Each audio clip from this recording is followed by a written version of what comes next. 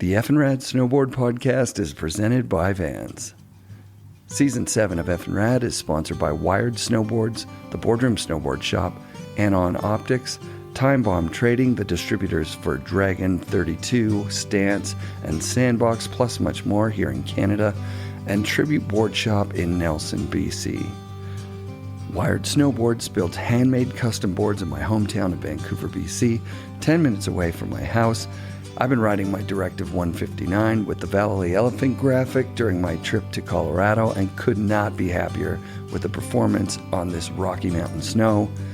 Wired boards are durable because they're built properly and they're designed by veteran pro Rob Dow, so they ride like a dream.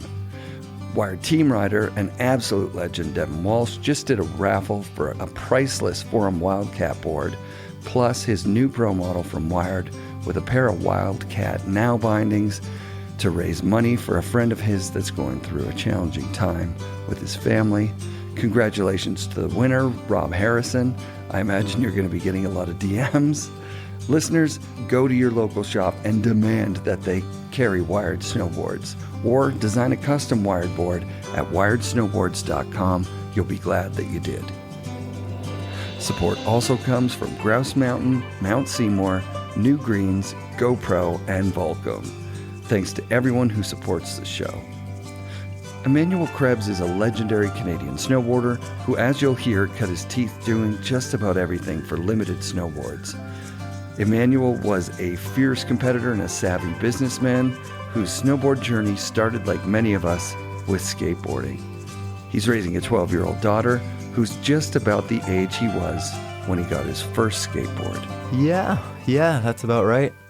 Interestingly enough, she's skateboarded since she's been very little, just because there are skateboards around the house. Right. But she never really got into it until this summer. Oh, cool. And she got into it because of the Olympics. No way. Yeah. And so we watched all the skateboarding, like the girls at the Olympics.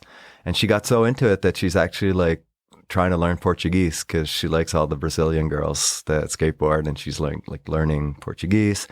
And so we've been going out and skateboarding together, not so much recently because it's been raining so much, but when it's dry. Yeah.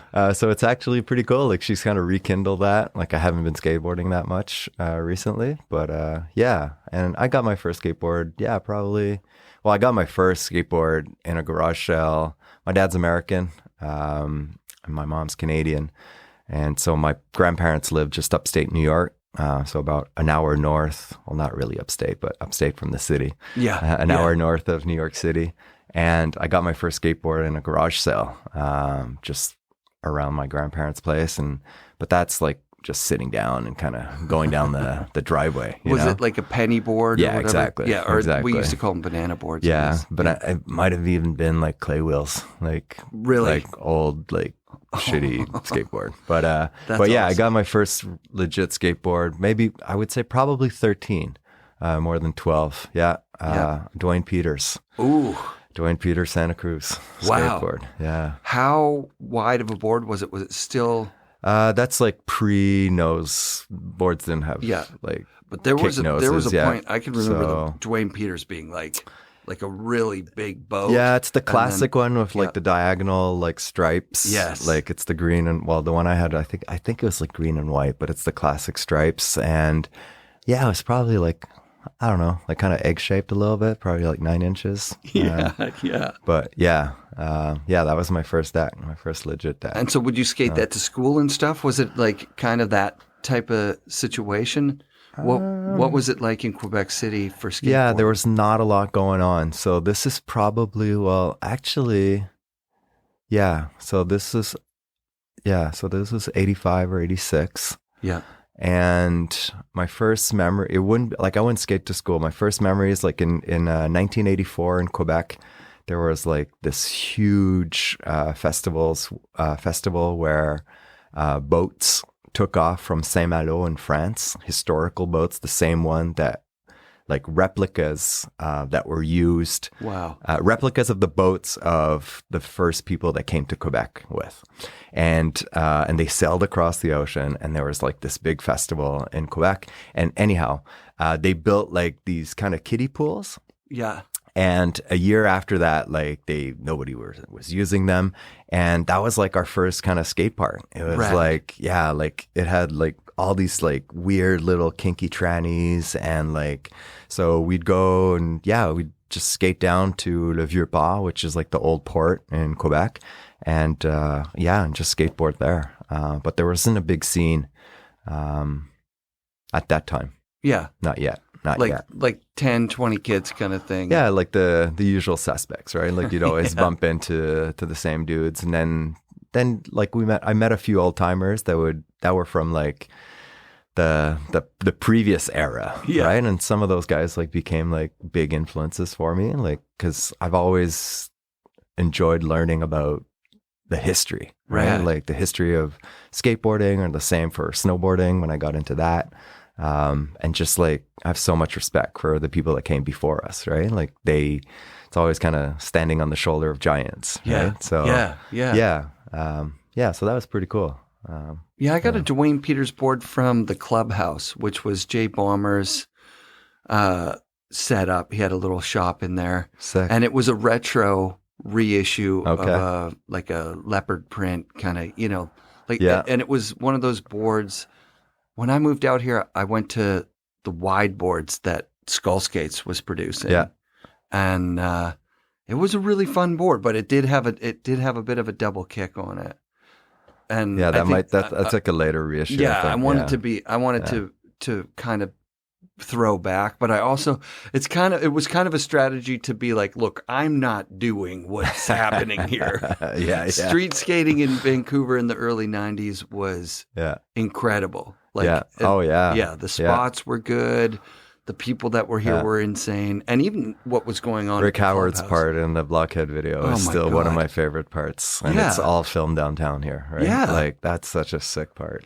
That was like, like, that's like pre, like, the new place, right? And exactly. A lot of good stuff then. Yeah. That was a sick part. It's, I mean, so much shit was going down in Vancouver at that time. I think that would have been my very first, like, I quit skateboarding moment, was looking around and being like, this, I just cannot keep up with what's going on here at all. That's why I started snowboarding. Same here, basically. Basically. Yeah. And then, so where are you at? Okay, so I'd like to know where that Dwayne Peters board came from. Like, was there a shop or something that had So there was like this little shop in Quebec City that had like a little, like it was a outdoors sport, kind of European influence, like windsurfing. Sure. And they'd sell like some winter, like soft goods from like European brands.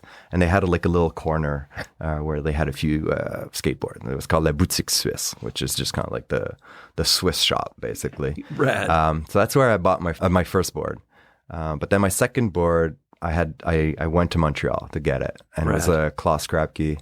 Ooh, ripping through the clock. That Santa Cruz one, and that was at Footloose, which was a legit skateboard shop. And like that other shop was just like they just had a few boards in the corner. Yep.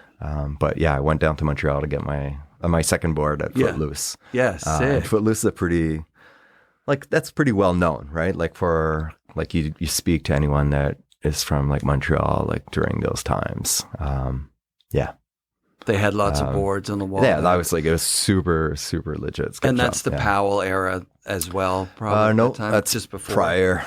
The Powell era is when I had my shop. So this is way before, or a few years before. So how do you start this shop? Like, so there's no shop in Quebec, and there's this guy from Montreal. He had a sporting goods store. But that sold skateboards also. It was called West Island Sports. Mm-hmm. And he recognized that there was no shop in Quebec. So he decided to come and open a shop in Quebec. And he met, I don't know how he connected, but he connected with my friend Mike's mom. Wow. And she ran the shop for him. So he opened like in the spring, let's call it, I don't know, let's say April. And Mike's mom ran the shop, and there was basically 3 employees, Mike, his brother Dave, and myself. Yeah. And that summer, Mike and I went and spent the summer in California to skate. Oh, shit. And spending the whole summer in California, like I just kind of came to the realization like how important to a scene a skate shop is, right? Like that's where like you all go connect before going out to skate, and it's kind of like the lung, right? Of a skate scene. And anyhow, so when we came back from California, the guy from West Island Sports, like at that point, Mike's mom had stopped managing the shop. He had tried to find like a manager, but you know, being in Montreal, he just realized like it was too hard for him to have a business in Quebec and in Montreal. So I told him like, hey, I'll buy the shop off of you. And I was about to go into my last year of high school. So it was kind of I'm not too sure what I was thinking, but yeah, so I took over the shop from him basically. When you're like 16 years old? Yeah, I was 15. Okay, yeah, hold on. 15 years old, you're going to California. Do parents go with you? No. So my buddy Mike, his aunt worked for Air Canada out of LAX. Wow. And she was like, you can come and crash my couch in Santa Monica. So yeah, so every day we'd wake up, we just crashed on her couch. Every day we'd wake up, go down to the boardwalk, skate over to Venice, and just skate Venice, skate the walls, the curbs every day. That classic. Yeah, so just me and Mike. Oh, wow. And if you want to get into that, I have a lot of good stories. Like, yeah, who would you have met down there? Skated with Christian Osoy, skated with Jay Adams, skated with Jesse Martinez. Oh my god! A bunch of the Z Boys at the time, which were kind of a big deal. Yeah, yeah, like a lot of crazy good stories. That's insane for a kid from Canada, anywhere in Canada. Yeah, I remember when we. So I'll tell you the Christian Osoy story. Well, I can tell you all the stories, but the Christian Osoy story is pretty funny. So we're skating down at the walls in Venice, and we meet this guy Dale, and he's skating. He's like, "Do you guys skate vert?" And Mike and I are like, "Well, yeah, we can. We're not good, but we can. We can skate a ramp." Yeah. And he's like, "I got a vert ramp in my backyard. You guys want to come skate?" I'm like, yeah, let's go. So we go skate his backyard, and it's the first time I'm skating pool coping. He has one side with full legit pool coping, which like on a full vert ramp was intimidating at the time, right? So anyway, so we're skating, and in between sessions, I'm sitting on the deck, and I hear a voice, like someone walks into the yard, like, "Hey guys, like, do you mind if we skate?" And I turn down, and it's Sergio Ventura. Uh-huh. And I'm like, "Oh, well, it's not my ramp. Like, ask this guy." And so they asked Dale, and he's like, "Hey, like, I don't know how they saw the ramp or they heard about it." Anyways, so the whole like Osoy team, well, not the whole, but a bunch of them show up, and Christian's there. So I'm on the deck. Christian Osoy is like crushing this ramp. Like I remember him, like I was at the corner of the deck, and he's doing like alley-oop lean airs at the edge of the ramp, re-entering like, I don't know, it felt like 6 to 8 inches from the side. Just like gnarly. And this is like Osoy style, like, like the flailing t-shirt tucked in the pants, like the cut off, like tank top. He's like overhead alley-oop lean airs. Anyways. And he's skating these Chuck Taylors.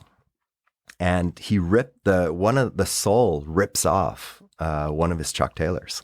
And so he starts skating barefoot. And there's a photographer there, right? Like, and then he starts like doing these gnarly like layback Smith grinds on the pool coping barefoot. Oh wow! And like we're just like mind blown. Yeah. So, anyways, we get back to Quebec City at the end of the summer, and all of our buddies are like, "How was your trip?" And we're telling them this story, and everyone's just like, "Yeah, right. Of course, no way, right? No one believes us." And then that fall. That there was I think it was a spread, but anyway, the photo came out in Thrasher of Osoy doing the layback Smith grind on pool coping, barefoot, and there we are in the background on the other, like on the other deck. And then we're like, "See, we told you, we weren't lying. It's real."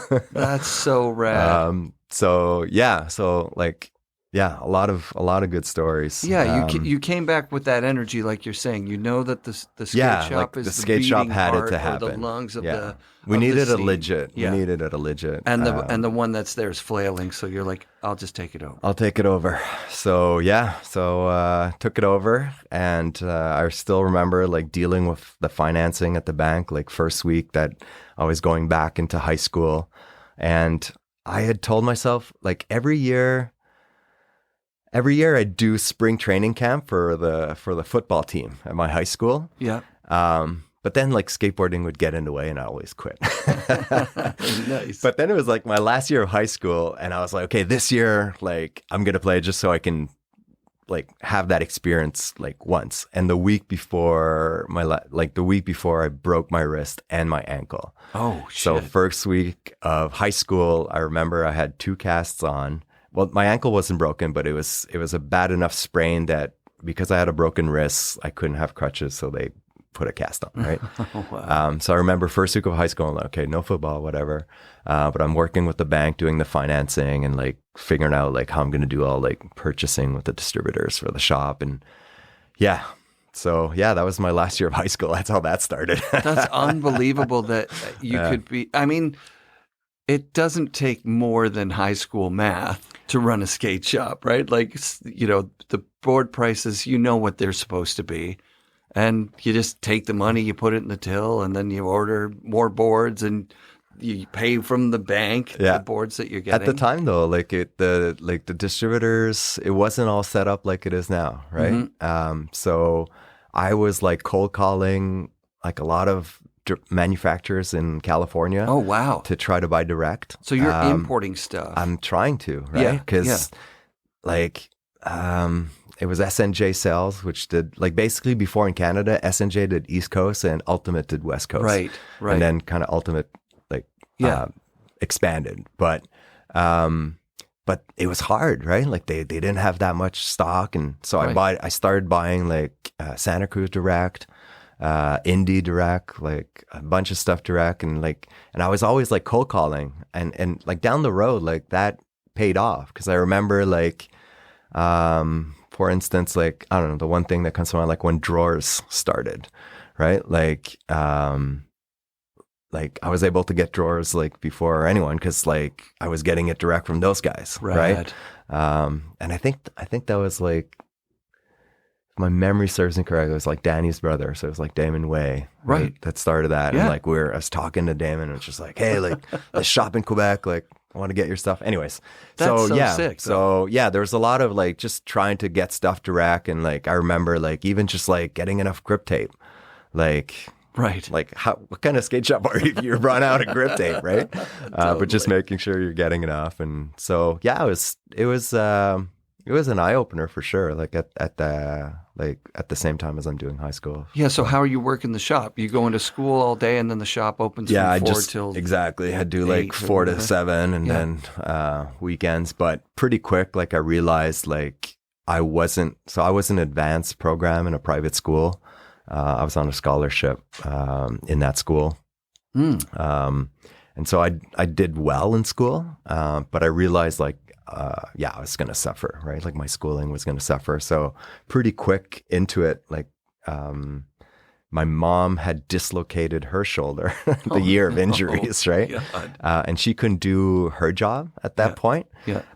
So I asked her like, hey, what do you think of maybe becoming my partner for a little bit, like at least till I get done with high school, you know? And so she became my partner and she was my partner for the 2.5 first years. Sweet. Yeah. So she helped a lot, actually. She's the one that was a big driving force in moving the skate shop to the indoor skate park. Because about 2 years in, like I had my skate shop, the skate shop was pretty small, like just a regular little skate shop. But a few years in, like we expanded that to a 10,000 square foot indoor skate park. That's the story I want to hear too. Yeah. Like, because that was good. If memory serves, I mean, I'll tell you from my experience in the 80s with the small skate shop in Sudbury, you know, it would grow. It grew and then it was huge. And then, you know, they moved downtown to better real estate. Like, but they would organize little things, right? Yeah. Like you'd go and you'd skate and you'd say, "Hey, City Hall," whatever that meant, you know, skating at City Hall and saying, "Hey, we're not going away. We need a park." Yeah. Like you haven't provided anything. We for tried us. that. Like Yeah. we tried so much with the city, and it got to the point where, you know, it's Quebec City, and like same type of winters as Sudbury pretty much, The right? worst. Yeah. But you're really only skateboarding like 5 months out of the year, right? And if you're Yeah. really hardcore, like, you know, and you go to underground parking lots, like in the winter, like when it's Right. really cold, you can skate a bit more, but like not to the point where it makes a skate shop a sustainable business throughout the winter, right? Got you. So we tried everything we could with the city, and at some point, like it just wasn't moving fast enough, and we realized like, okay, we need to do this ourselves. Like the only way we're going to be able to give the opportunity for everyone to skate year round is if we do it ourselves. Right. And to me, like it was 50-50, like motivated by I want to place the skate myself, and the other 50, like skateboarding at that point had already given me a lot, and I just wanted to give back. You know, Cool. and so we connected with there's a few people from Ontario that helped us a lot in the first steps. So Perry Gladstone, who is running Fish Lips at the time, and he had an indoor skate park in Toronto. So we met up with SNJ, actually connected us with him. Cool. And that's how like I became involved with him and Limited afterwards. But Of course. so we connected with Perry, and then M&J. Do you remember that skate park in Scarborough? So it was an indoor skate park in Scarborough. So that was pretty cool. Like before I had my park, like went to visit with him for a weekend. Actually, like this is in the H Street days, so there was an H Street demo. Rad. And while the guys were warming up, like it was me and his son, MJ, like the guy that owned the park. It was just the two of us skating with the full H Street crew. So I got to session like a mini ramp with Matt Hensley, and that was pretty sick. That is amazing. He's pretty incredible. Would Salaz have been on that as well? He was kind of a peripheral. he H wasn't Street on that skater. tour. Yeah. But yeah, I have photos of like Matt Hensley with my mom, and Matt's got like the green hair, and Come on. yeah, so pretty cool photos, like family heirlooms. That's just amazing, dude. But yeah, so they gave us a lot of good advice, right? Like and it gave us a good understanding, and we came back to Quebec and found a spot. You know, like the biggest thing at that time was really ceiling height, because we wanted, it's at the time of skateboarding where you kind of needed a vert ramp, right? Yeah. Like in hindsight, I probably could have found something better and just done like smaller stuff and just street course. Yeah. But it was at a time where we needed a vert ramp. So the ceiling height was tricky to find a spot. But yeah, found the spot, dropped several tens of thousands of dollars cash in wood. That's that part was the part that I've been telling everybody, is that like, because as a 16-year-old kid, if I had a business, I think I'd probably be spending every penny of profit on cool new gear and clothes and things. But it sounded like no, we like, it was the shop was doing well, right? Like I was able to buy my first car brand new cash at the dealership. Like that's pretty nice, right? Like that's to be able to do good. that. Yeah. And yeah, no, like of course, like once we decided we wanted to do the skate shop, then you kind of project your cash flow accordingly, right? And we kind of spec'd it out, and yeah. So I was probably like, this is right before I turned 18 when we bought all the wood, probably. Wow.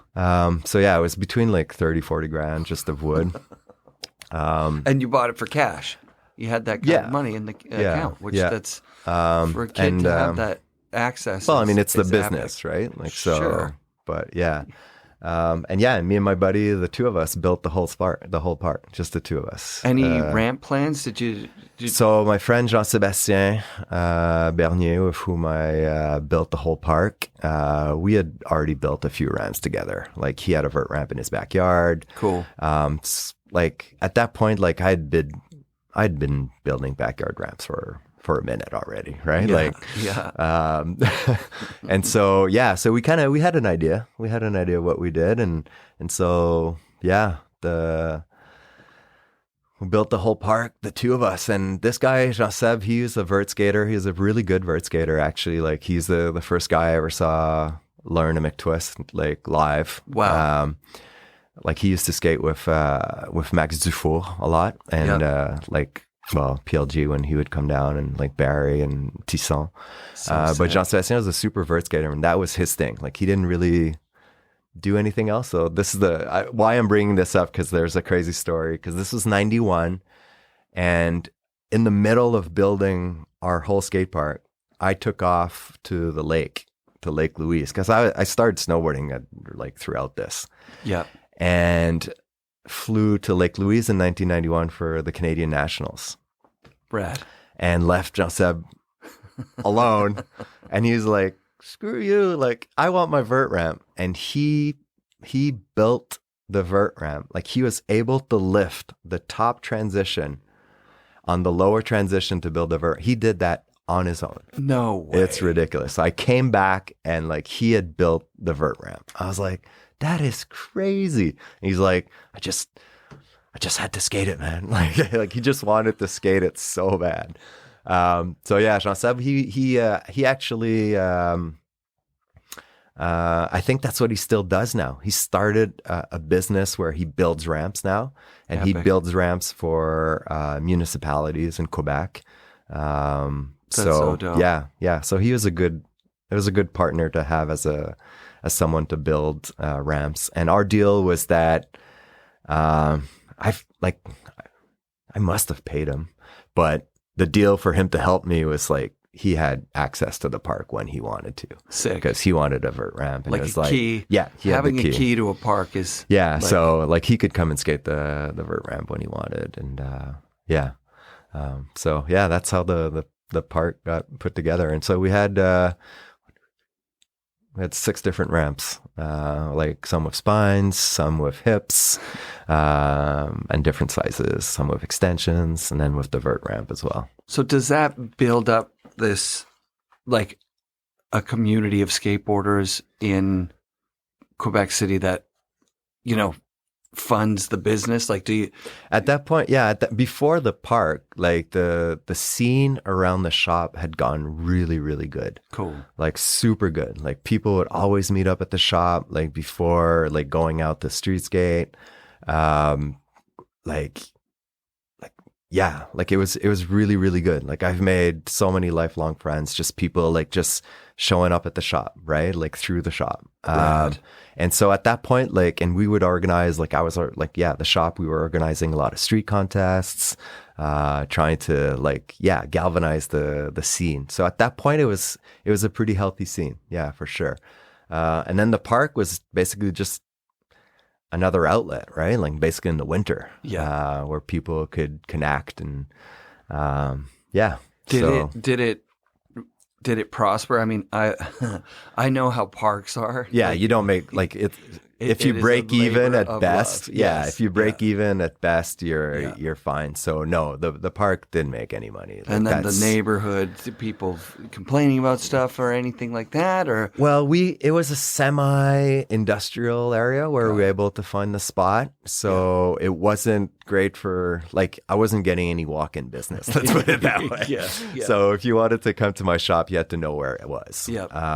But no, neighbors.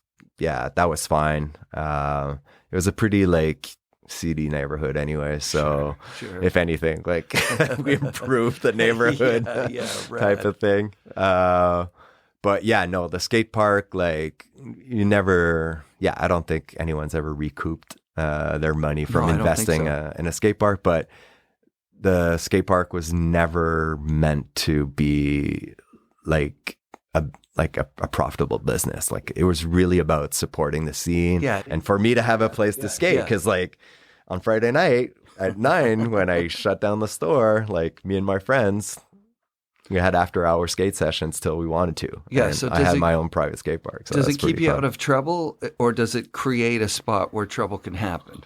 Both. Yeah. Both for sure. Right. Both for sure.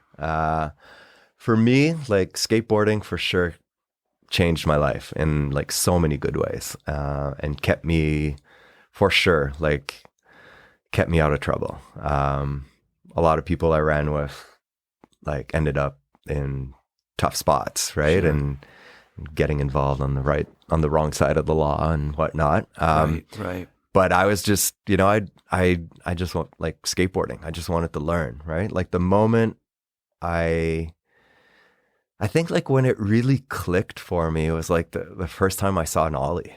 Like before that, like I was skateboarding and we'd do stuff and it was kind of fun.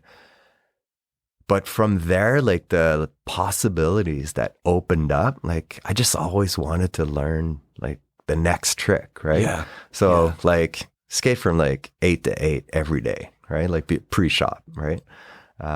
So skateboarding like super good. But then, yeah, of course, like then you have clicks, right? Like at the park, and yeah, then that's unavoidable.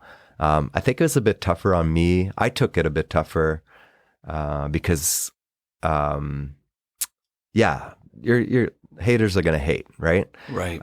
People are like, oh yeah, Emanuel, look, he's got a skate shop, he's got a skate park, blah blah blah, you know. And but I was always hopeful.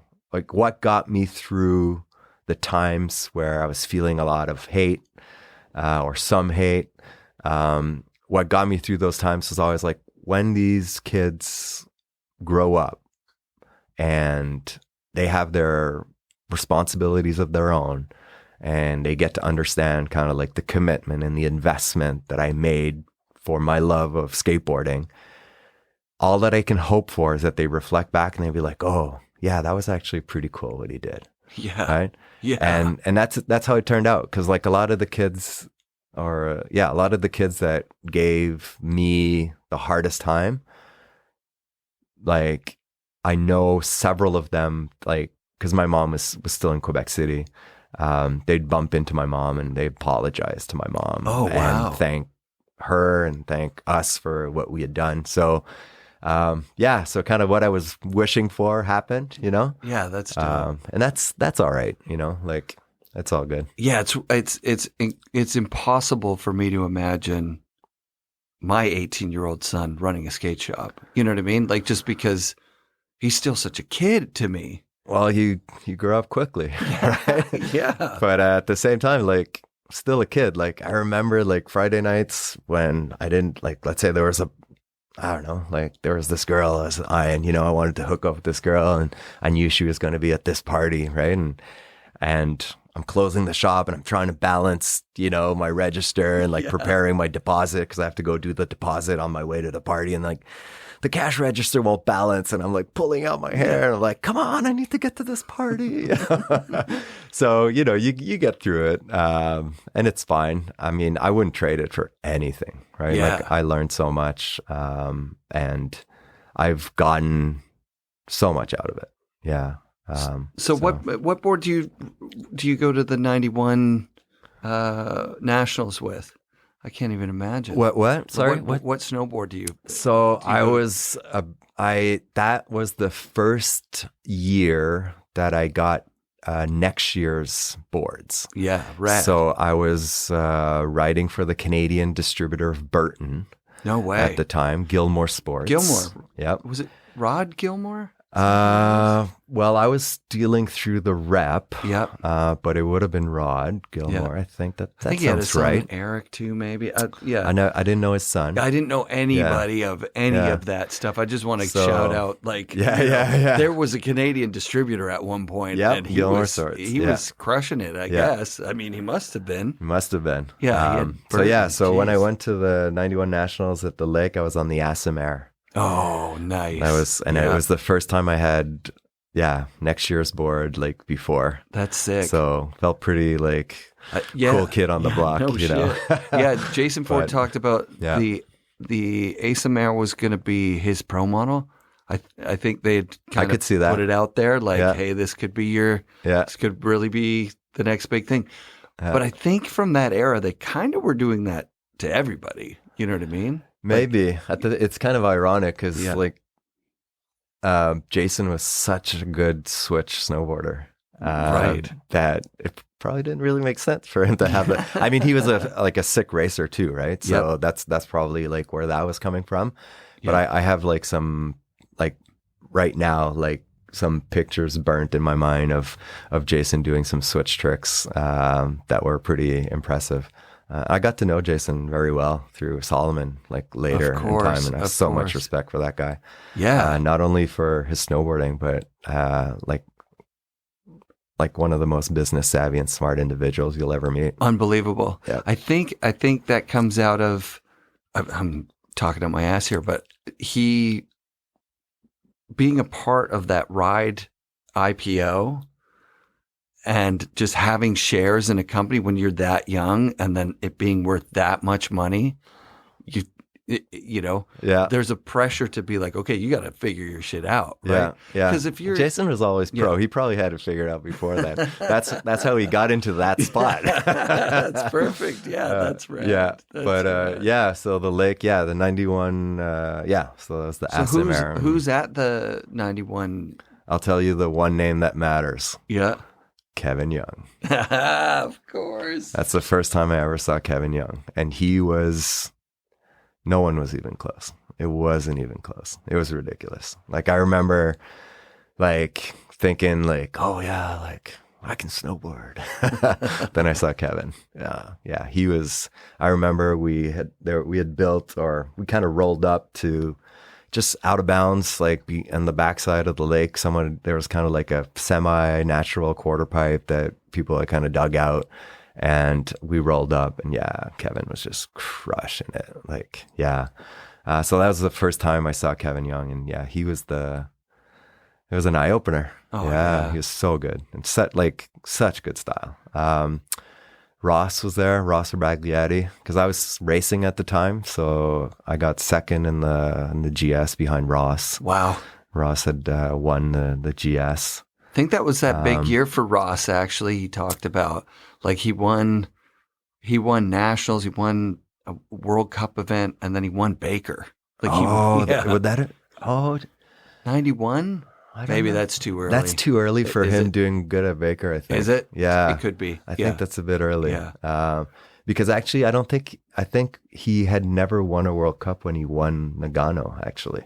Oh, yes. I think that was kind of like the quirk of that. Anyways.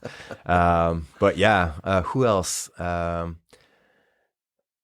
there would have Randy been Friesen comes to mind. Friesen, Brad, yeah, he was there. I remember meeting him. And then a bunch of the Ontario dudes, Jay Gunzik, Todd DeCoker was probably there. Nice.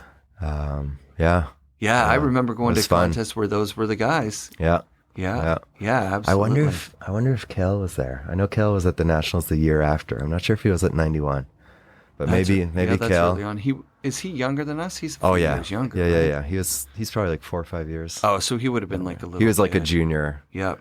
And I remember the contest in 91 being, it was just, you were still like amazed to see that many snowboarders in one place. You're like, wow, this is incredible. Look at how many people are here. Yeah, it was sick. Yeah, definitely. Yeah, that was good times. But I'm thinking Darren Robinson. Was Darren Robinson one of those guys? Yeah, Darren Robinson would have been there. I remember thinking like, oh, Darren Robinson's winning everything. Yeah, he would have been good. One of those guys for sure. Ah, that's rad. Yeah. Jimmy Corvesi. Exactly. Yeah. Rest in peace. Oh my God. Yeah. So how'd you do? Funny. I thought of Jimmy.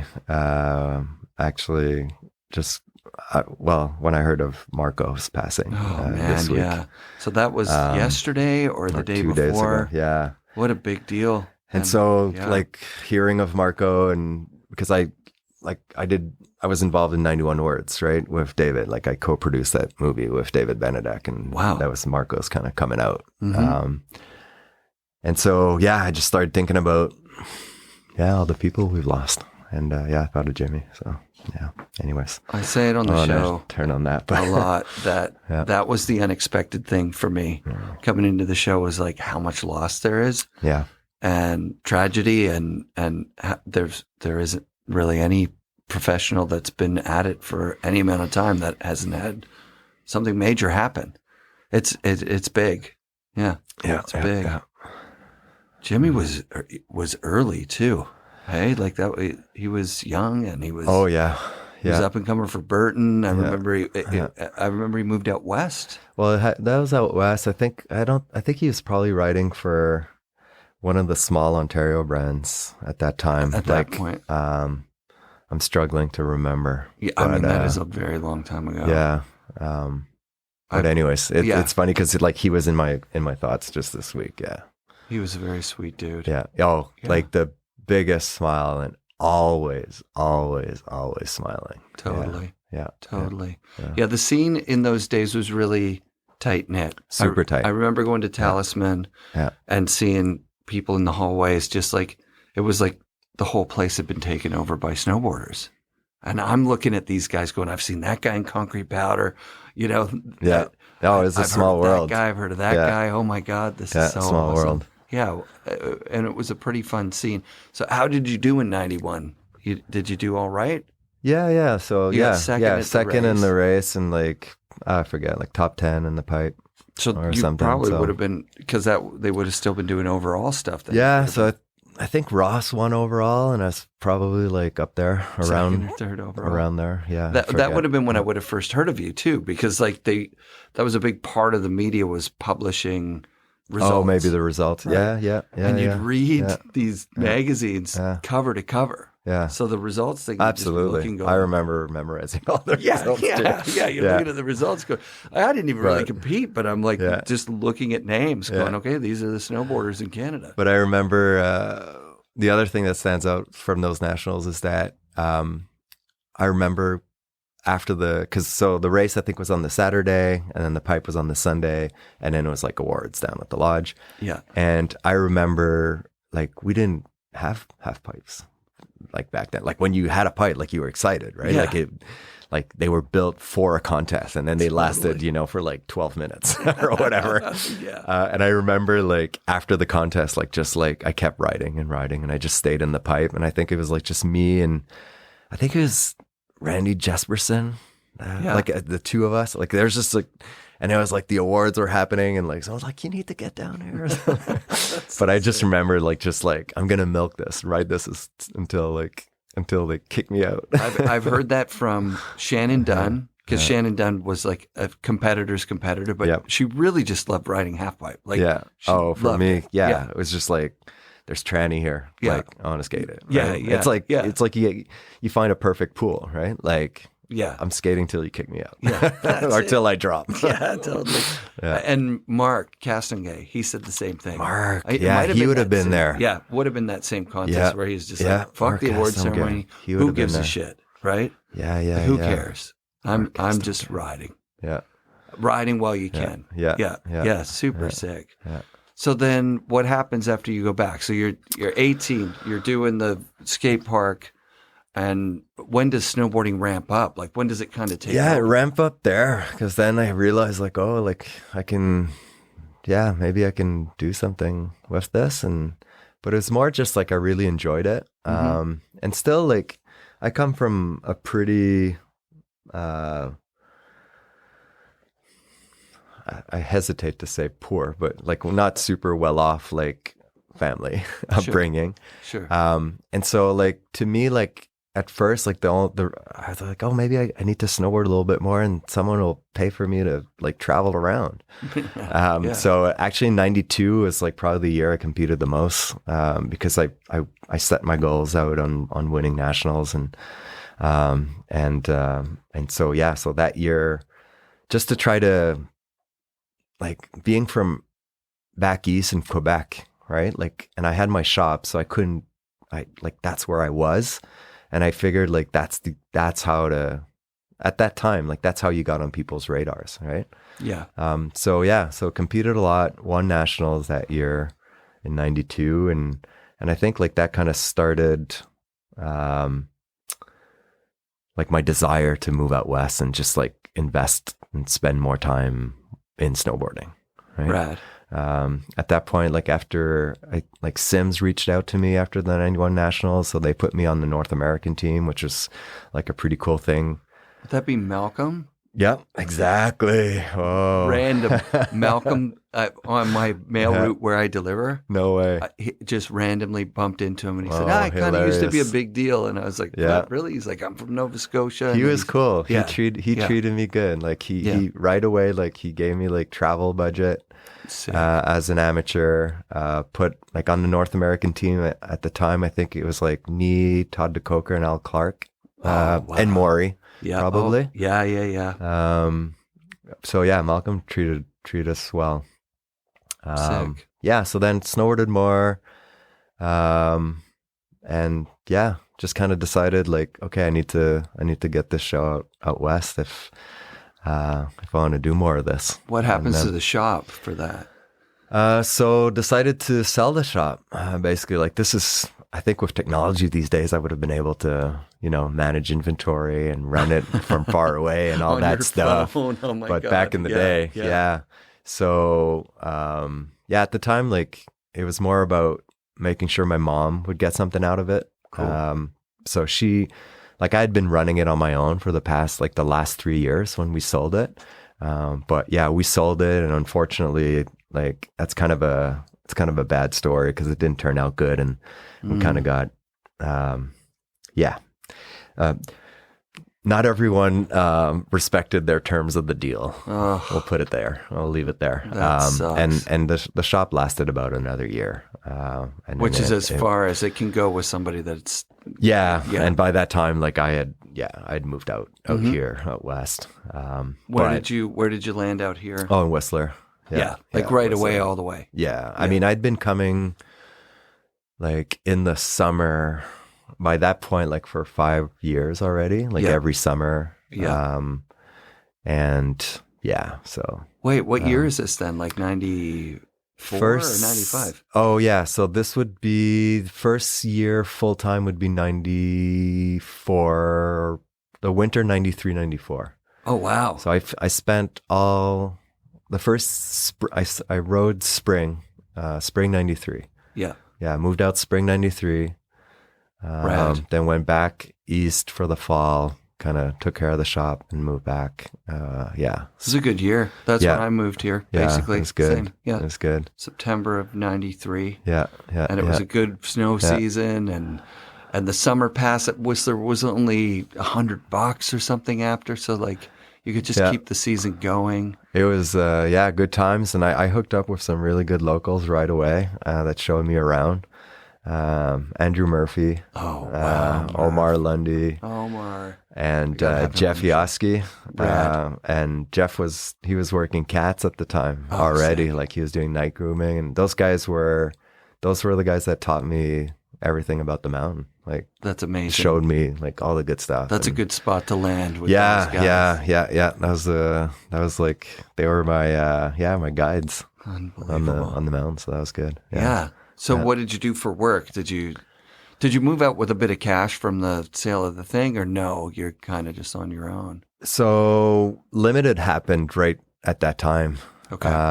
And so Perry, that we talked about earlier, Yep. that was doing fish lips, he was starting Limited, and he wanted me and Todd to be his 2 Canadian pros. Perfect. So he kind of, so we chatted. Todd and I left Sims for Limited. And so Limited I didn't need a job. They were providing enough for me to scrape by, That's so epic. like off the hop. And it was a super like rad opportunity because Perry gave us a lot of room for our voices in the company. I don't know if you know this about Todd, but Todd's like a super amazing designer. So he actually designed like all the first artworks. I can't remember the first ones. When I think of the Limited, very first ones. I think of the power band stuff. I'm stuck in that era. Yeah, way before it was like a bottle cap. The first one, Mm-hmm. and then the second after that, there was like a kind of like a rising sun graphic. And it was- Okay, I can remember Todd did a those. bunch of that. Yeah. And were they surf politics boards? Yes, they were. So they're really good boards. The They're first ones, lightweight. yep. They're super. Yeah. I picked up the first correctly pressed Limited board at Surf Politics. Oh, that's so awesome. Went out because this is an East Coast thing. Like, well, you're from the East Coast, but people from the West Coast probably don't know about this. But on the East Coast, like we'd always start, like the first time we'd snowboard in the season would be when they started with the snowblowers making snow. Yep. And then we'd go and we'd sculpt little jumps, right? Absolutely. In the mounds. Yes. And the first ever limited ad is off of like I a little it. mound I love it. off that's like a awesome. snowmaker because like I went to the factory, got the board, went to Stoneham and just like dug like a little kicker and shot some photos because like this was the first ever product like That's we made unbelievable. and that was our first ever ad Yeah. off of like a little snowblower like kicker. That's incredible. So they come out of the press hot. Like those are good boards. Oh, you yeah. lucked out with the So good. with the manufacturer. Yeah. They so would good. go on to make boards for Yeah. a bunch of really good, really good companies. And so there's like three guys like back east. Like I was talking about like how I always learned a lot from like the generation before me. And so there's three guys that had been snowboarding for a while before me that were they taught me everything I know about snowboarding. Yeah. And one of those guys, he was actually one of the designers at Surf Politics. Oh, no way. And so he inspired me to learn how to design boards, and that's how I got into board design. So That's incredible. So the third year that we were making boards for Limited, I designed every single board, like shape on AutoCAD. I self-taught myself AutoCAD. Oh, man. And designed all the boards, and that's how I got really into board design. Limited was crushing it for a while too. I remember selling it at the shop, and it would sell out. There were good boards, good graphics, pricing was dead on. Like it was growing well, and we were doing good, and were it was kicking ass. Yeah, I know. I was stoked to be part of a Canadian company, and trying to, like nudge our way into like the U.S. was always challenging, right? Of course, but. We did well, like at that time, everybody did well in Japan, of course. But like, I'm big in Japan. But yeah, it was fun times, and like learned a lot there too, right? Like, so Perry had a partner, Micah, who is kind of like the finance guy, and the three of us basically like did everything. Yeah. And then. Until Matt Houghton joined us, and then he became a lot more involved in all the marketing too. I didn't after know Matt that was there. That's so sick. So Perry hired Matt to run Vehicle Magazine. Do you remember that? I know the name, but I can't. So it's like a little zine, like a skateboard zine. Yeah. And Matt was doing like most of the writing, and that's how I met like people like Derek Catella and Ryan Allen, like the photographers from.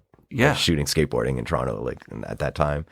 And I'd write a bit like for like just. And, sick. And so that's how like the connection with Matt happened. And then when Limited grew to the point where it was big enough to support another employee, like Matt was hired, and he took care of the team and took care of a bunch of like, copywriting for all the marketing material, and it became like, 4-man team. I mean, on a company that side, you do everything, like from shipping, receiving to like organizing photo shoots to like, getting catalogs on. But then Matt joined the team also. So how long does the Limited thing go for? It runs for a solid 6 years or something? 6 or 7 years? At least. I think what year did we? So we got to the point where, like we needed an influx. Like we got to a point where we needed more money to grow. Yeah. And it was just kind of like And so I think it was like 99 was when Volant, which is a ski company out of Denver, Colorado. Yes. They made the titanium skis. That's it. And they bought Limited. Right. So that would have been, was the power band in there at that time, or was that once they came in? They're like, that's once they came in. We're going to put some metal in these things. Exactly. So I was working with the engineers at Volant, and we were trying to come up with a way to incorporate their technology into the boards, and that's where the power bands come in. Yeah. So I developed that with them. I feel like at I'd that be time. remiss to get all the way here without talking about the snowboarding that you did at that time. So, because you are getting ads, like you say, the first limited ads on a snow mound, and you're competing and doing really well on these boards, and there's limited stuff all over concrete powder. And probably some stuff internationally too, right? Like there's, you guys are getting Trans World stuff, snowboarder stuff. Yeah. It was doing too. good. Like so, a bunch of ads. It's like the company's doing good, and like at the same time I was snowboarding full time, right? Like we're talking about limited, but that was like when I got off the hill, you know. I don't know. Like I'm a person that's really driven by learning, by progression. Yeah. Like that's why skateboarding really stuck with me. Like from day one, we kind of touched on that before. So, like we get home from the hill, and you know, like I'd be like, okay, like I'd start designing boards, and like how can I tweak this? And like I'd be like on the phone with our engineers with our different factories, and be like, okay, like are you like sending me this prototype with like we're gonna try this different layup on the fiber, and like and so that was just, I don't know, it's fun. I found it fun. I found it stimulating and challenging, and it kept me going. Where did you land with fiberglass? What's your layup? Like, because I prefer biaxial just for the type of riding that I do. Yeah, there's a lot. That's too far away, honestly, for me to geek out completely on it. But like top and bottom, like the way when it cures, it can shear differently. So when you don't, if you have like biaxial on the bottom and triaxial on the top, like it can. That's not necessarily like easy to get it right. But no, I. And okay, wow, so that's also, like you also went through. You also went through that era where the surf politics layup was traditional sidewall. Yep. And then once cap construction came in, remember how everybody got a hard on for cap construction? Yeah, that's us. Like, we did the verticap. Yeah, the verticap. Everybody wanted something cap because it was the torsion box cap. Those ride really, really well. I've never been a fan. They rail. I'm really a sidewall guy. Yeah, I'm a sidewall guy. I'm still a sidewall so much to the point that after when I worked for Salomon, I got them to pushed for the sidewall, come back and do some cap sideboards. Like I remember that because when Salomon launched, right, like the monocoque, and it was such a big deal, and that's like before I was working there. And that they were hugely successful with that. And I remember like when I started working for them, like riding those boards, and it was just I didn't really like that feel. Mm-hmm. And so I was pushing our guys, like, so when I started working at Salomon, I was in charge of I was the board product manager. That was my first job there. Cool. And right away, like working with our engineers, like I started pushing to, and I still remember to this day, the first prototype they made me with sidewalls. Yeah. I had to fight so hard. And I remember riding that board, and I was like, because honestly, like our riders were demanding it, right? Like it's not just me like driving this, but it was at the time where like that pendulum was swinging back, right? From cap back to sidewall. And like I could see that coming, and our riders, were definitely like asking for kind of like something new. But I still remember like the first sidewall prototype that that came out of the factory, riding it. We were up at Ting. It was in the fall. And I just remember railing on that board, and I was like, yes, this is it. This is it. We're back. We're back. So like designing boards, like it's always been like, super, super fun for me. Yeah, like, that's an era I completely forgot happened because everything went cap. But the 2 years or the verticap was that was interesting because like that was directly us trying to. We wanted to continue making our boards at Surf Politics because, in my opinion, they made if not the best, some of the best boards. Absolutely. At that time, like Volkel were making some pretty sweet boards as well. I'm trying to think, who were the Volkel boards? You mean the ones that came out from Limited? No, they weren't making boards for us. But I remember riding, I think it was like, it was a Sims board. Okay. But I remember, like, because I would ride a bunch of different boards just to You want to ride test, the best right? board, right? Yeah, like just if you to find test something that's better than what you're riding, you're like, we need to do something. Yeah, here. and so I remember riding a Sims board that was made at Volkel. That felt really nice. But anyway, so we wanted to make boards. We wanted to stay at Surf Politics, but because they couldn't make a full cap board, they basically just couldn't with the press setup they had. Got it. And we're like, okay, like how are we gonna answer kind of market demands for for this? And so the workaround was like this Verticap, where you kind of had the best of both worlds, really, because you had like that half cap that kind of gave you that additional torsional rigidity, right? That you would get from a cap board, but you'd still get like that damp feeling from the sidewall when you're edging, right? Because like to me, like that's always been the big difference, like that little bit of absorption that sidewall gives you when you're on edge. Like I've always, you feel that. And anyways, we're geeking out about boards. I love it because cap fell away because they were cheap. They fell apart more, and they didn't offer. Well, they broke down a bit more. So like by the end of a couple of weeks or months on a cap board. Well, you can't repair them also, right? If a cap delams, it's a lot harder to address. It was a flash. It was like all of a sudden everybody's cap. Yeah. And then all of a sudden nobody's cap. Yeah. So no, I was lucky to be able to ride those Surf Politic boards a lot, and they were in my backyard. You know, I'd go to the factory and work with them on it. That's rad. Like Marco, the guy who started it, like he's an OG guy. Like he was like a super rad windsurfer like back in the day, and nice. Like he brought kind of like the same type of energy like that skateboarders and snowboarders had, and he's kind of like a wildcat and. Like, well, a wild guy, not a wildcat, and like in the Wildcats. Oops, sorry, no copyright.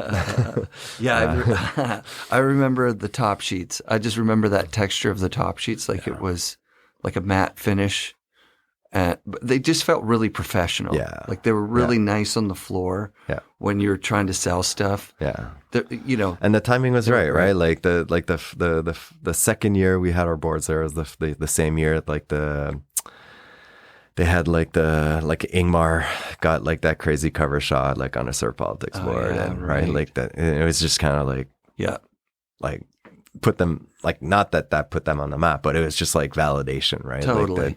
Like that's like still an iconic snowboard image to this day, right? Oh I see it a few times a year. Yeah, exactly. I saw it the other day. Exactly. I was looking at it going, geez, it is just so huge. Yeah. And so out of context for that time compared to everything else that was going on. It looks like Photoshop. Someone just like, yeah, totally. Yeah. I'm going to put this guy 8-9 feet higher. Unbelievable. Yeah. Okay, so you compete all the way through to 99, 97. No, I didn't really compete after nationals. Okay, when was that? When was so 92.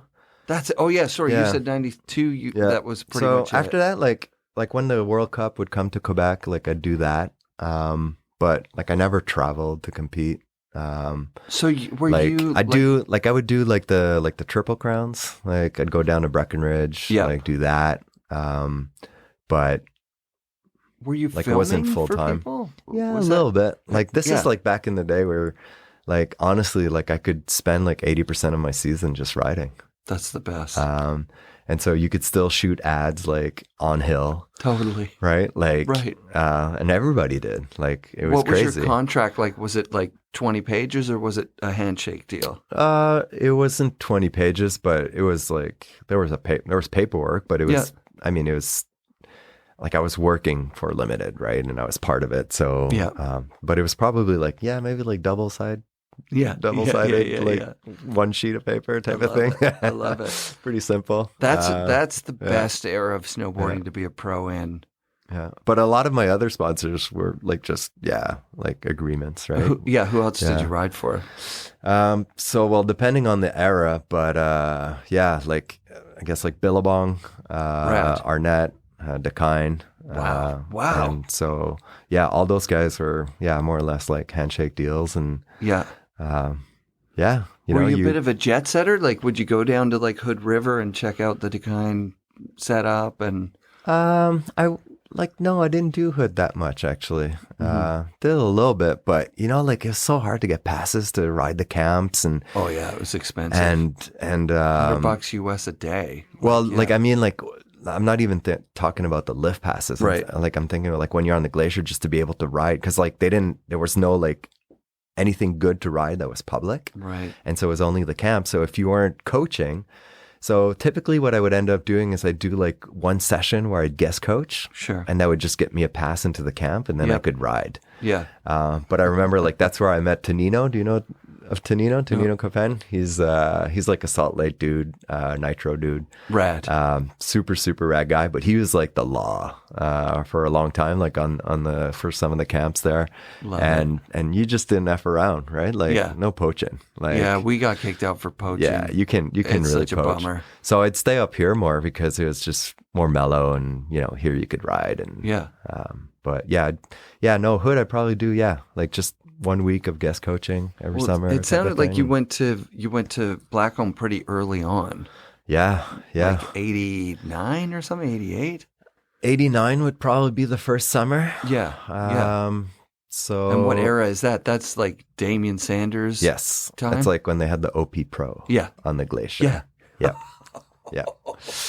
That would have been awesome. But that was crazy. Like that's met like a lot of, like that was the first time I met a lot of like rad Canadian snowboarders, right? That I'd never met. Like, Sean Johnson for sure. Like Nix, Kearns.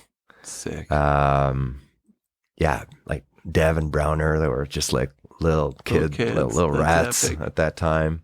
So like it was a super, like maybe not in 89, but like if around then. Right? 89, 90. But 91. The first year I was there was the year of the OP Pro. So whatever that was, that might have even been 90. No, I think 90 was the year after. Yeah, so 89. Yeah. But this was like, I was just telling this story to someone like not too long ago, because we're flying in from Quebec, and I was telling the story to someone to explain like how Whistler was back in the day.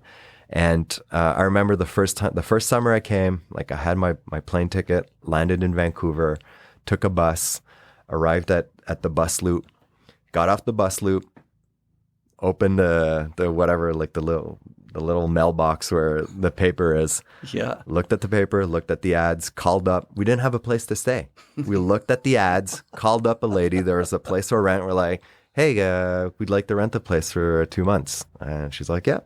And we got a place, and that night we were into a place. Oh, it's unbelievable. Like, that's just crazy, right? To think like that's how it was. Like you had to look in a paper. That was the thing. I remember. Well, we rolled up and we had no place. And it literally took Yeah. us like 2 hours, and we had rented a place for the summer. That's and, so sick. So, do you remember how much it was? Because no, I don't. Yeah, I remember my. But that was like place. straight in the village, across like the Sundial Plaza, and like just perfect.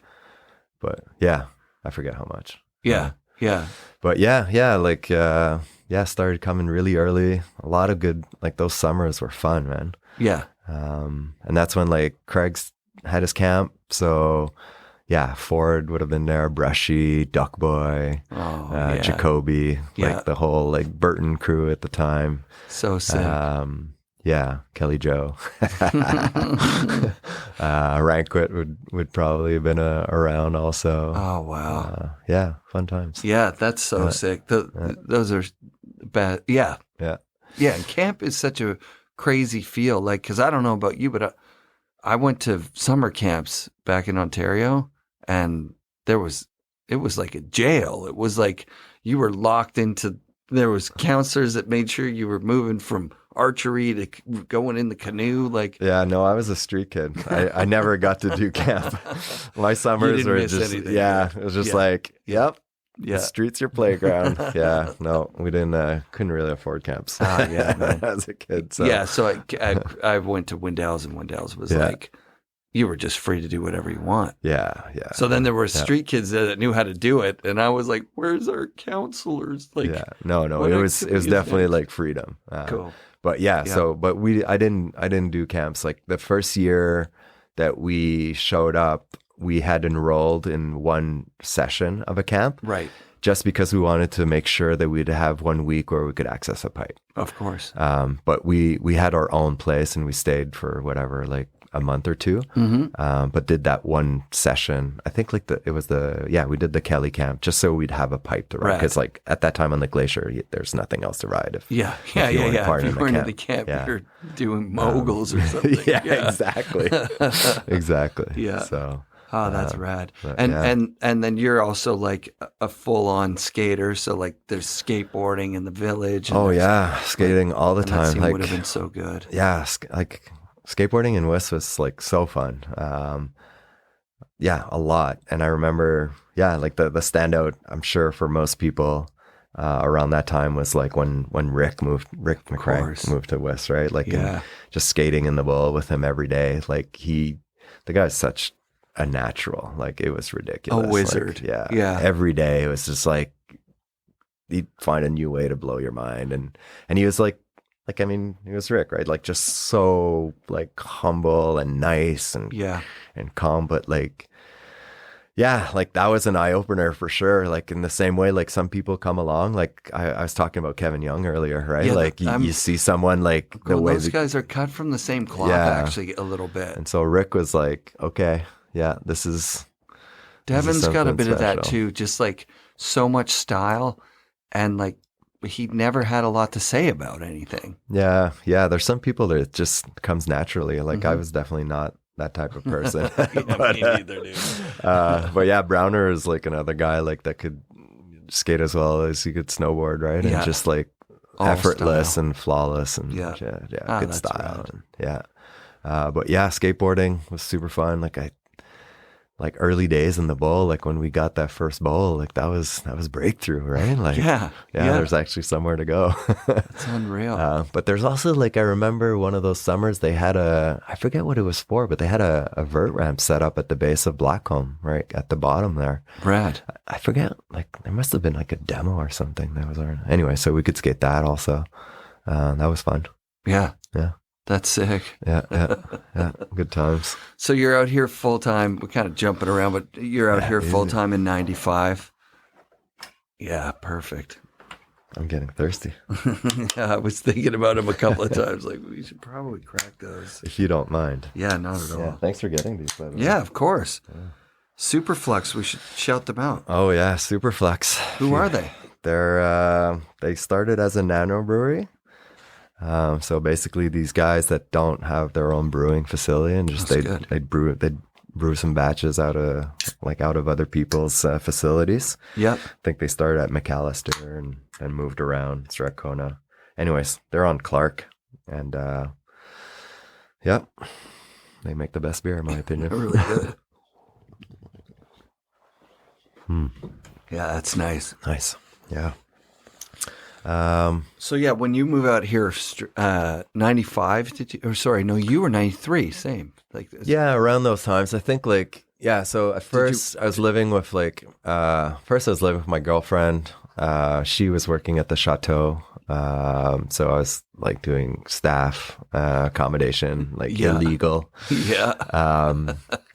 But then like live with Andrew Murphy and like that crew for a bit. Yeah. Andrew and Omar were blowing up hard at that time too. Yeah, this is like the year before like Omar had like that blow up segment, right? Like where he's doing those huge half cabs like toe-ins. Yeah.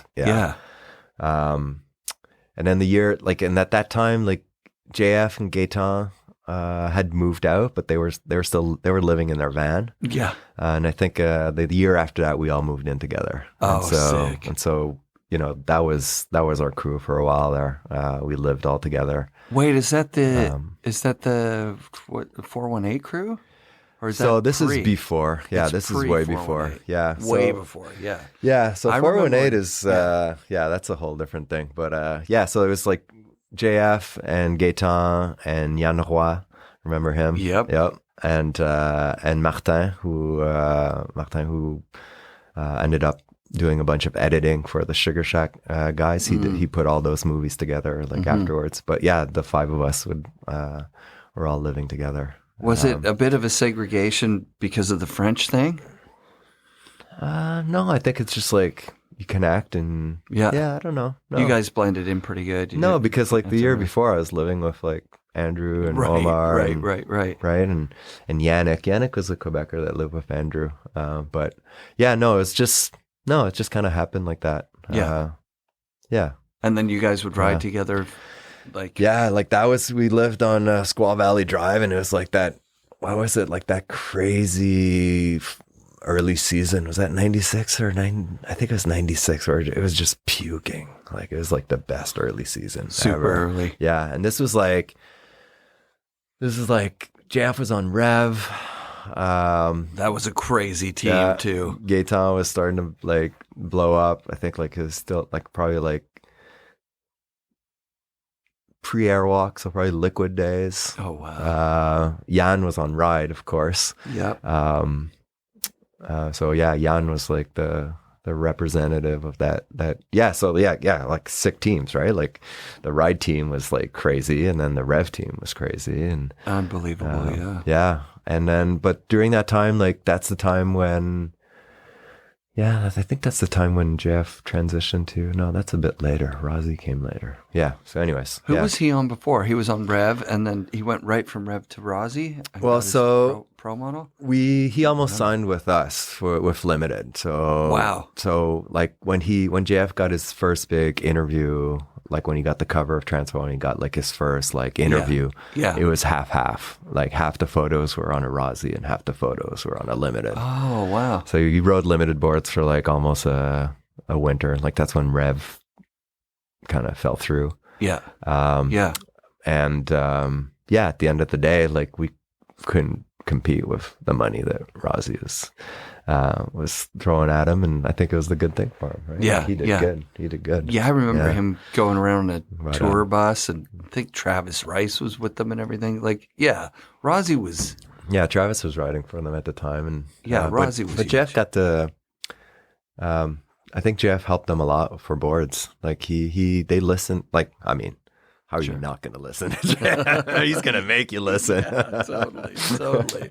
But yeah, like he was able to get involved with them in a different way, I think. And yeah, that was good. But yeah, those were sick days. So there's a lot going on in your crew. Like there's not everybody's on the same boards or outerwear companies or anything. It's all different, all spread around. It was fun, like so much fun. Yeah. Did you guys film in resort at that point? Or was it like you're saying, you're not really... No. Well, so that's when that would be around the time like I first started using snowmobiles. And Omar, the first time I went into the backcountry on snowmobiles was like Omar had gone like twice to Revy to film like those first sequences, right? Like those big half cabs. And he was like, yeah, like the terrain out here is insane. So we headed out to Revy and we'd just rent snowmobiles. We didn't own snowmobiles yet at the time. Yep. And so we just rent snowmobiles, and that's when it started to shift from off resort. So whatever year that was, that's probably like 95 maybe, or 6. It's pretty early. Yeah. It's pretty early on. Yeah. But yeah, just being in the backcountry there, I think like for sure, like spending a lot of time with like Gallup was shooting and different filmers, but I have like some good memories of filming with Boyer. Oh, wow. He was always one of my favorite dudes to hang out with. What a nice dude. Yeah. Yeah. And another one of those guys with like standout style. Absolutely. But he was an era before, but he paved the way for 100% for so many people. Yeah. Like I always look. There's a few Canadian snowboarders that stand out, and like, you know, you have people like Devin, of course, or Maury, or we talked about Kevin. Like I put John in there. Absolutely. Yeah, for sure. Yeah, that's sick. Oh, you're in there too, man. Well, I don't think so, but sure. Yeah, no, of course. I mean, there's an era of Krebs. I was thinking that today. Like, I was like, there is a time where there was a lot of coverage of you. You were a big part of the Canadian scene. And like I say, with the Trans World ads for Limited, like they were a legit company that were in every issue. They had full page ads. Yeah, I'm so grateful to having been a part of that era, right? Of snowboarding. Yeah. Like same with my experience of skateboarding. Like and not that it's a better era. Like No, I look right. at I think there were some lean years in terms of kind of like the scene for snowboarding. At least that's kind of what it feels like for me. Mm-hmm. But I look at like, and not recently, but like, let's say even like the last 10 years, like I love how individuality has come back out in Yeah. snowboarding, like Yeah. so much, right? Because Totally. it got to a point where like, it was pretty formulaic and like, they're like kind of, they're trying to fit people into small boxes a little bit more. But thank goodness snowboarders are snowboarders. Yeah, And totally. people broke out of those molds, right? And Yeah. I love that from of skateboarding now too, right? Like you look like it's just back to its roots in the sense that like you have a skateboard and you skateboard because you love to skateboard. Nothing else matters. Totally. Right? Like your style, whatever you're into, however you identify your race, your religion, your anything, it doesn't matter. And I love that. Like, that's why I got turned on to skateboarding and snowboarding, right? Because we're talking about it back in the day. It's such a small community. Yeah. You'd see someone on the hill with a snowboard. That person was your friend. Yeah. Totally. Like, there was no ifs and buts or maybes. Yeah, That person had a snowboard. That they were Yeah, your friend. Yeah. Like the first time I was able to be on a resort in Quebec City, there were 5 people snowboarding 5. total. 5. That's it. Yeah. So you're friends with everybody. Yeah, at you know snowboarding, everybody. right? Exactly. Yeah. But anyways, I We love. talked off mic a little bit about Terrier being right, because at the time, and this is a really cool time to talk about this. So that was what I was trying to say before. 92, you win the nationals. Was it a one and done thing where you're like, you know what, competing, whatever, who cares? Yeah. So after 92, like none of my sponsors wanted to pay for me to compete. Oh, okay. I probably would have tried it. So if you would have Because been, I think it would have been fun because the traveling part of it for totally, sure, right? Totally. And so like limited travel budget, like if I can like spend it on time in the backcountry riding POW or to go to a contest. Yeah. No, I'm not going to a contest. Right. So so stopped competing. But yeah, like we were talking off mic a bit earlier, when snowboarding got accepted into the Olympics, you know, with JF, we were living together and we were kind of like, it would be kind of cool actually if we got to go to the Olympics, right? And like, hey, like maybe we should give it a shot. And to me, like when I was doing, because when I had my shop, I was like in 92, I still had my shop. So I was running my shop full time. I was competing full time, but I was also in school. And I was trying to go to med school.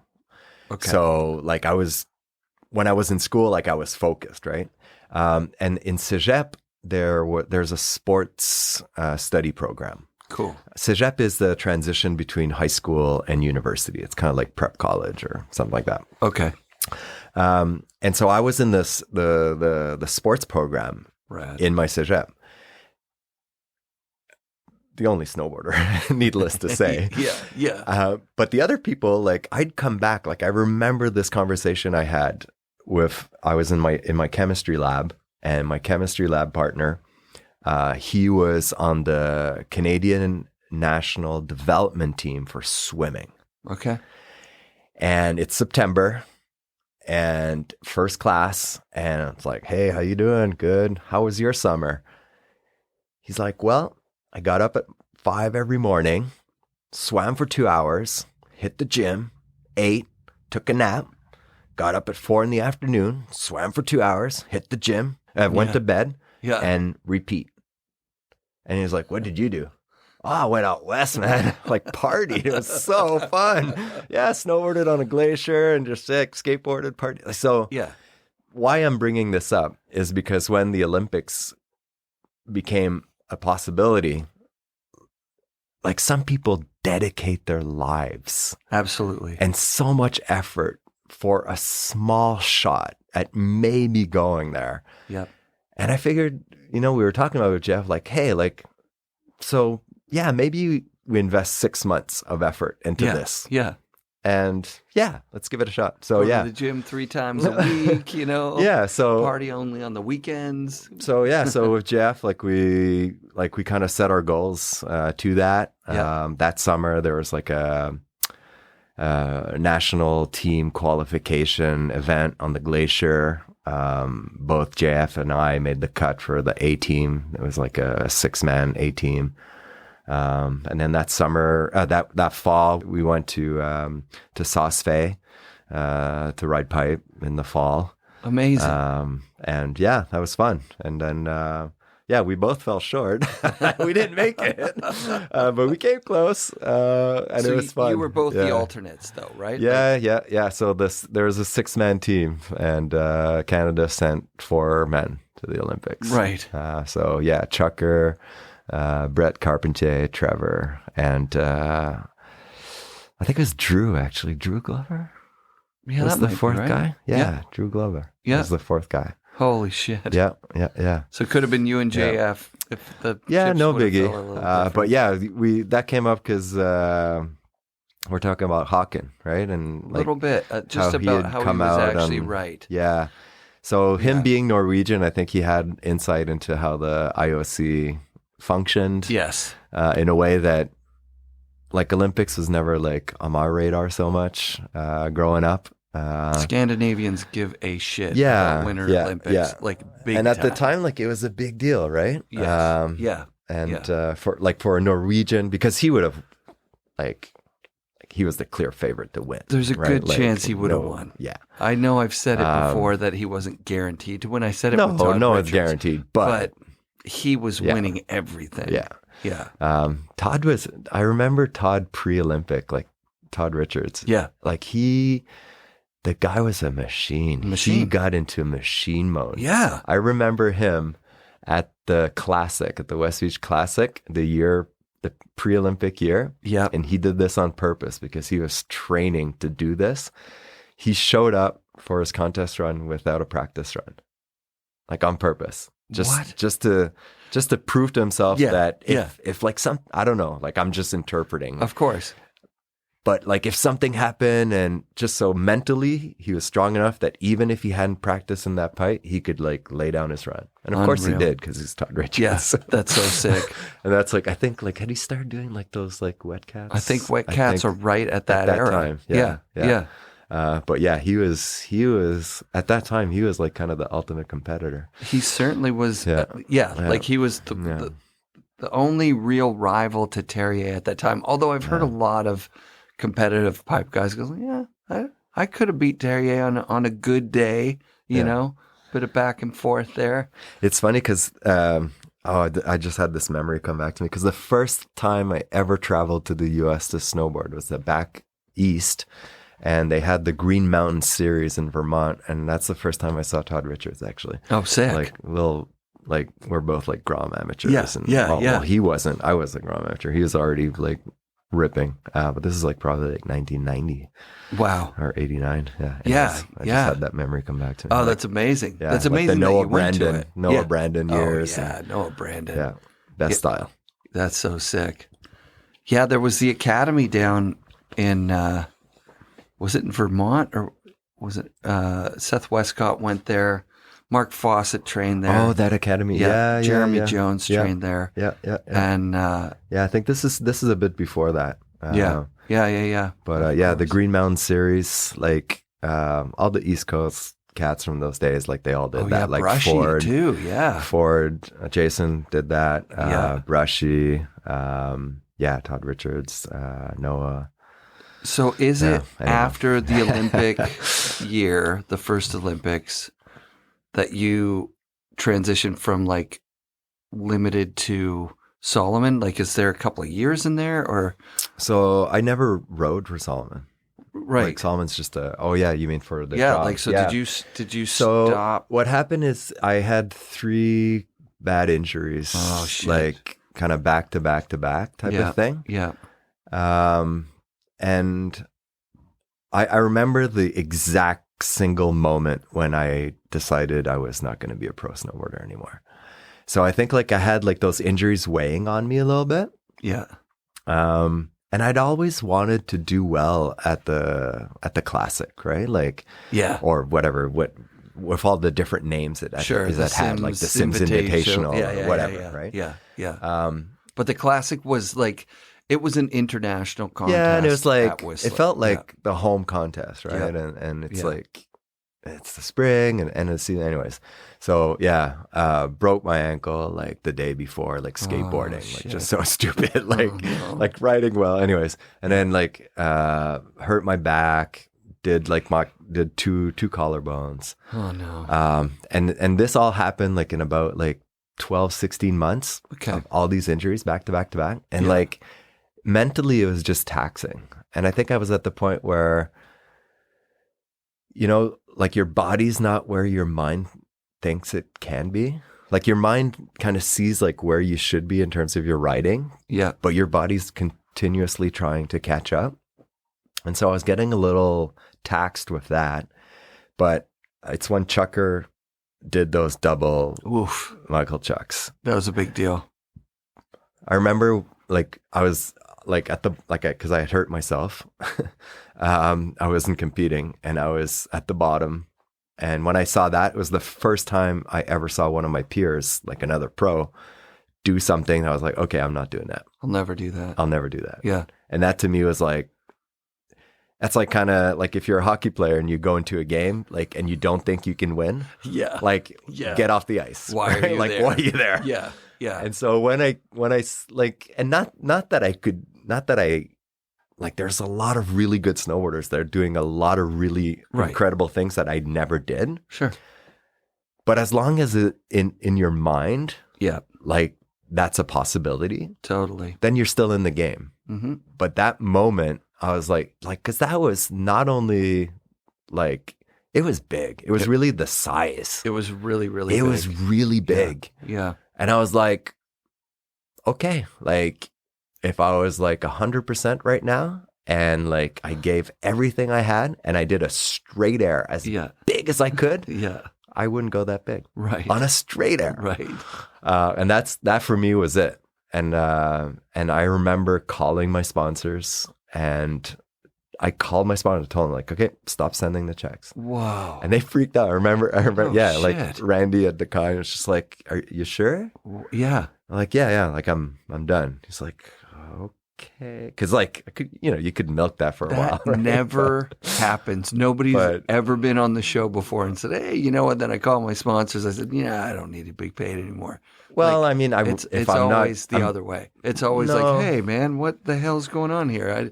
I'm supposed to get a check this month. And they go, sorry, buddy. yeah. I mean, if meant you're to tell you." paid to be a pro snowboarder and you're Yep. not going to be a pro snowboarder anymore, Yeah. like it felt like the right thing. Yeah. Yeah. To me. Yeah, Damian Sanders talked about regretting not doing that because he got badly injured. He knew he wasn't going to do it anymore, and he took checks for like 2 more years. Yeah. And it like taxed him mentally. Like he felt like a bit of a fraud, I think, is what he was.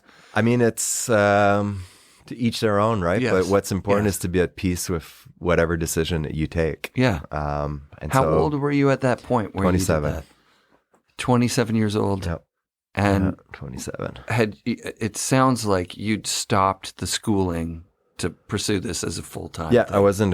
Yeah. Yeah. I'd finished my CEGEP, but that was it. And so that fall, like I started thinking that summer, like, okay, what's my next step? And I thought about going back to university. Had some ideas of what I wanted to do. Actually, like went to Montreal, visit some professors at McGill that specialize in. I was interested in like a new type of urban design at the time, like just kind of rethinking how we organize cities. I don't know. I read a lot. I'm always reading a bunch of stuff. And at the time I was reading a lot about urban planning and urban design. And so I went to the urban, like I met this professor, like sat down with him, like just kind of get a feel for what was happening. But basically, yeah, explored a bunch of different opportunities that fall. Like one of them was the national team had offered me the opportunity to become the coach. Very cool. I was like, okay, like, is that something I want to do? Like Maury and those guys had 4-star at the time. Yeah. Like, talked about some business opportunities of maybe working with them. Cool. And I had all my experience on designing product, and the Salomon opportunity came up. Actually got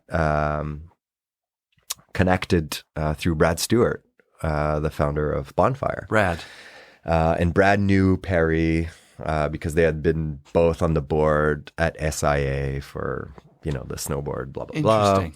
And anyway, so like Brad, I think, was pushing for Salomon to hire someone from North America because he felt like they needed a little bit of of North American flavor. Yeah, because let me just say it about Salomon. Salomon came out too late, kind of like they'd waited too long to get into the snowboarding thing. Rozzy had been in for 10 years already, and Salomon had waited until maybe, I think it must have been 96, 97, 98, somewhere around there.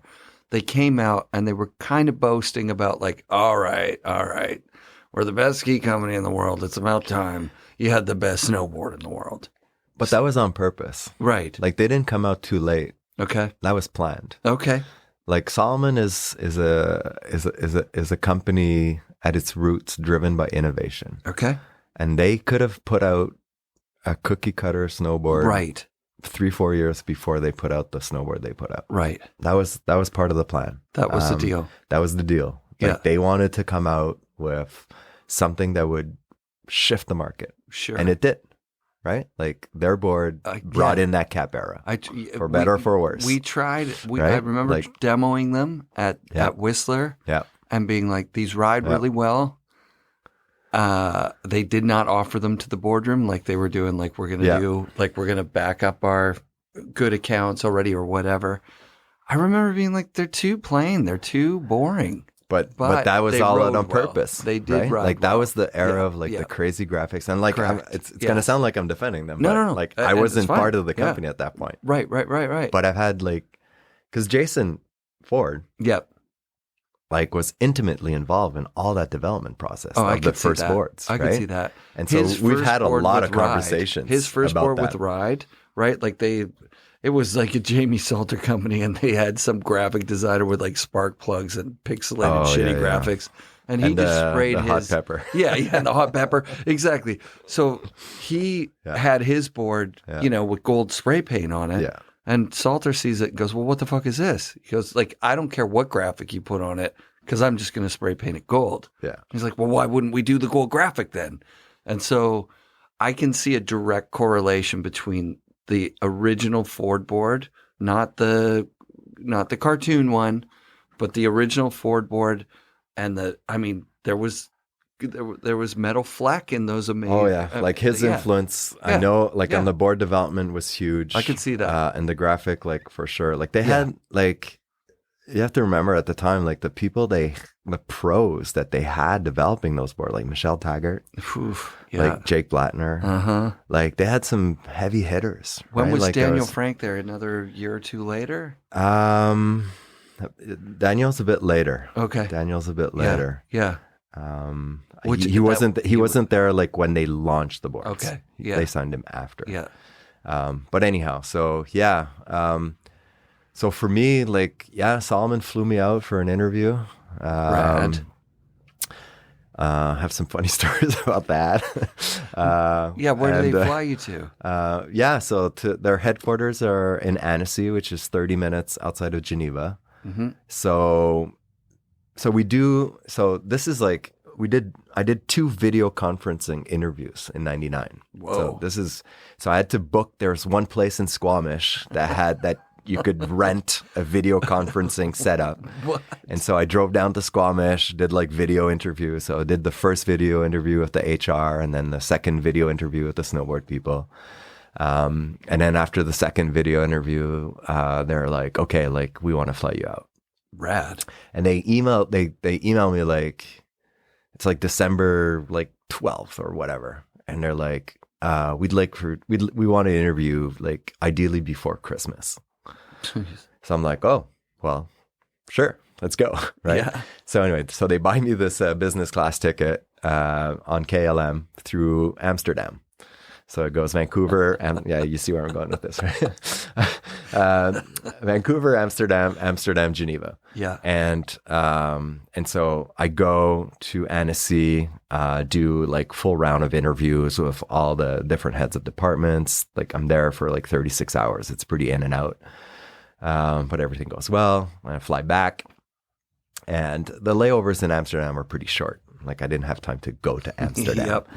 But I land here in Canada at customs, and I'm like just like a dirt snowboarder, right? Yep. And they're like, okay. They pull me over like into customs. Like I get pulled in. Secondary. And they're like, oh yeah, business class. So how did you pay for this ticket? I was like, oh, someone bought it for me. Oh, no. They're like, yeah, I love the sound of that. They're like, oh, so what were you doing? Oh, I went for a job interview. And they're like, really? And you went through Amsterdam. Yeah. Yeah, so I got the full search. Oh, nice. Yeah, so that was funny. But yeah, so that worked out, and basically we shook hands at ISPO that year. And Which is later in the season, right? It's in February. Launch of next year. Yeah, so they basically like told me like, yeah, we want to hire you, but just to get the paperwork done and everything. So I flew out to ISPO to meet, the rest of the team. And moved to France. This has to be exciting, right? Because you're living in Squamish. And what were your job prospects other than this? I'm living in Pembrey at the time. Oh, you're living in you're living way up in Pembrey. Yeah, in Pembrey. But yeah, no. So otherwise, like I said, there was all those other opportunities. I had submitted at the time because I was really thinking about the national team. Like I thought, like that would be fun. Cool.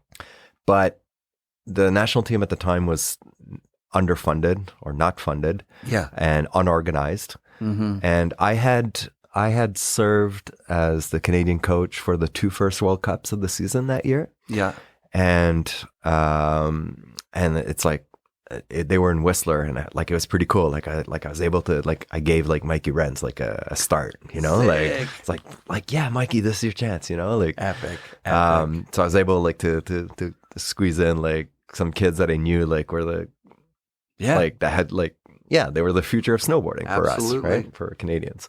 Anyhow, and like I remember the FIS people were like, "Wow, like what's going on? Like you guys you've never been so organized." Like,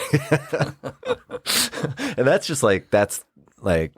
kind of how I am. Like I'm just an organized person, I guess. Anyways, so I'd built this business plan that I submitted to Ski Canada because Ski Canada ran the national team, and I was like, this is my plan. This is what I'll do for you. This is what it's going to take. Because I wasn't going to become like, I wasn't going to try to run that program if it was going to just be shoestring and just like unofficial and just kind of like, So I put a lot of time and effort into building a business plan for them, and never heard back. So oh no, they're like, not this guy, not this guy. He's too organized. Yeah, so I don't know, but So Salomon, that was fun. Yeah, so I moved to France, and through all this stuff, like you moved to Whistler with a girlfriend. Do you wind up getting married and bringing her with you to France, or are there iterations of many other girlfriends? Yeah, many other girlfriends. Whistler's difficult on a coupledom. Here's what happened. The girlfriend I moved out with, I felt like she had committed to me, and I wanted to commit to her. So we decided to move back because she wanted to go back to university. Okay. And so we got a place in Quebec. I bought her a car. And then when it came time to move, like, I was like, what am I doing? I can't leave this. I can't. Yeah. No. Yeah.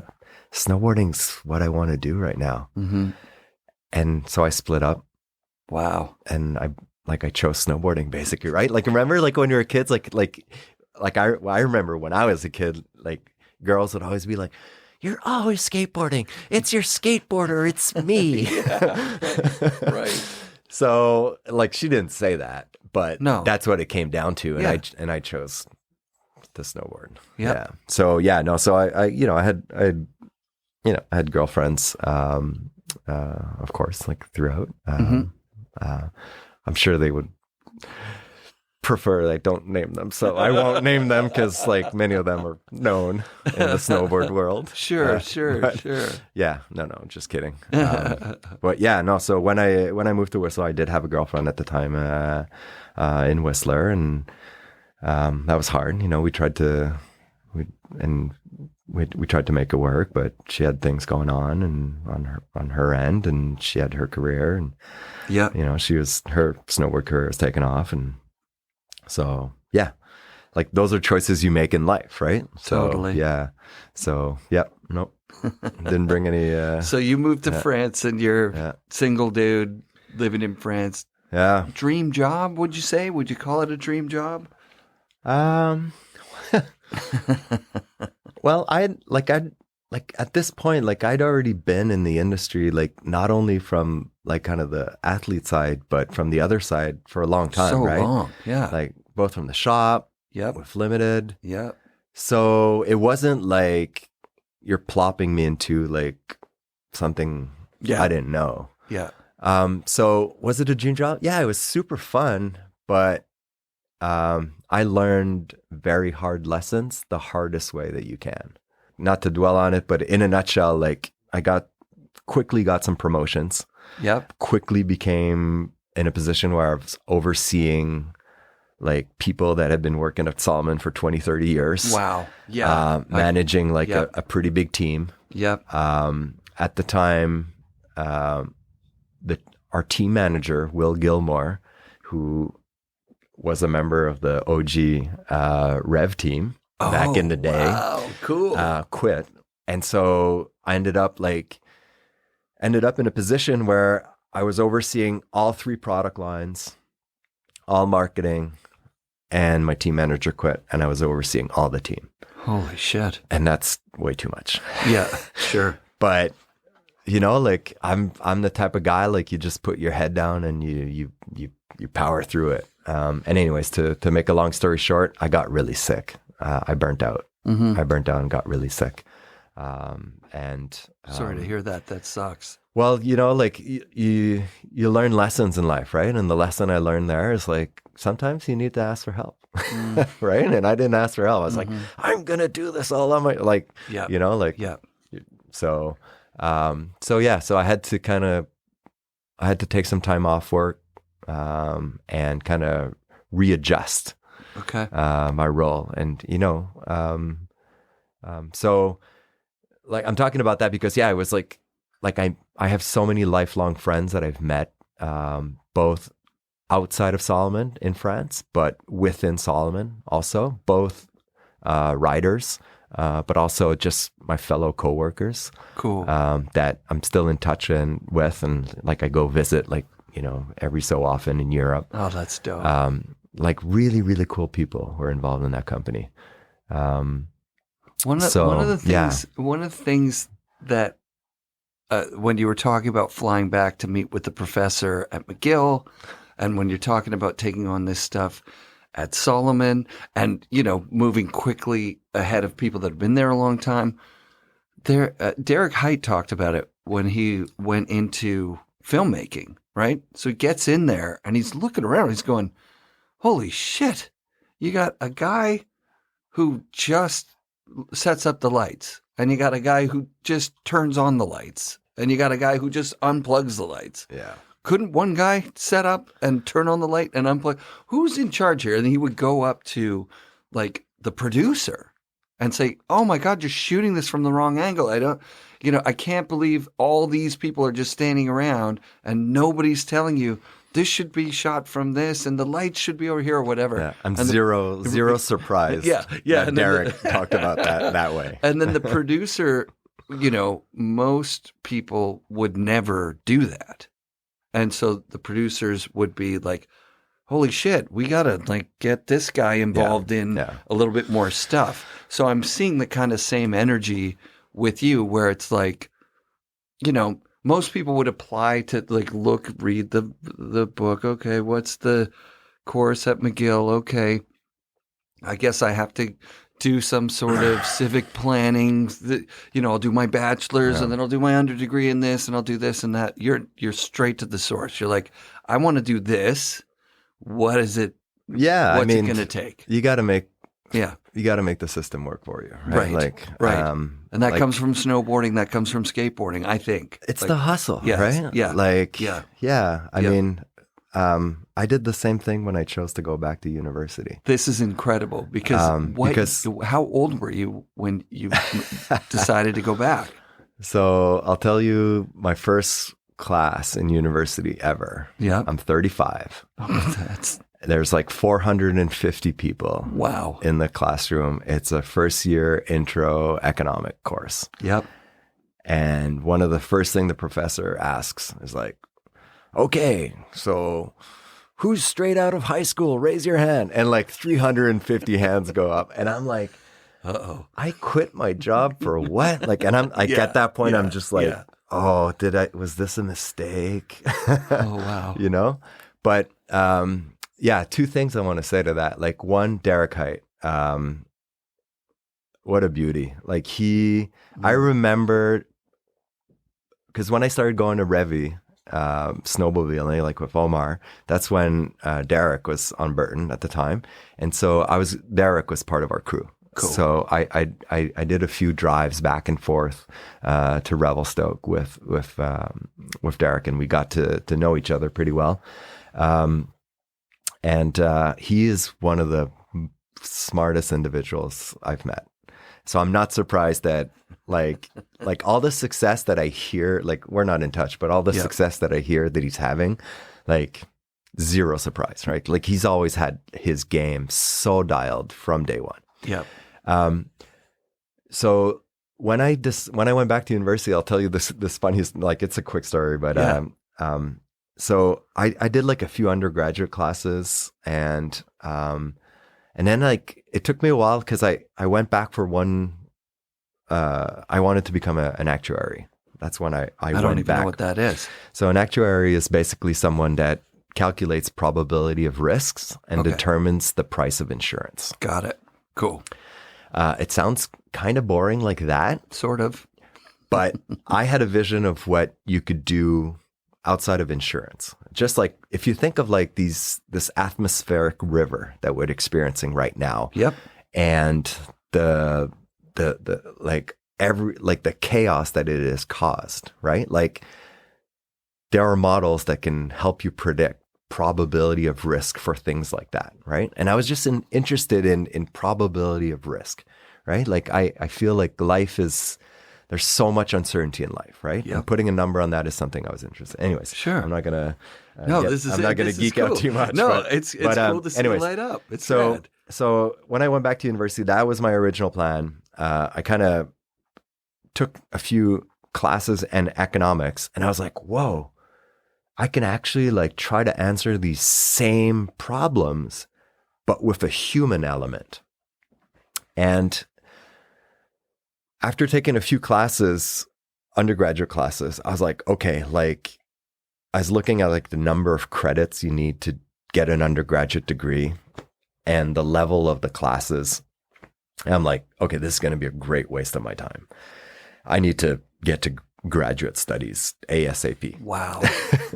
And so I read through the bylaws of the university. Nice. And found this one clause that says that you can be accepted into graduate studies without an undergraduate degree if you're able to demonstrate equivalency,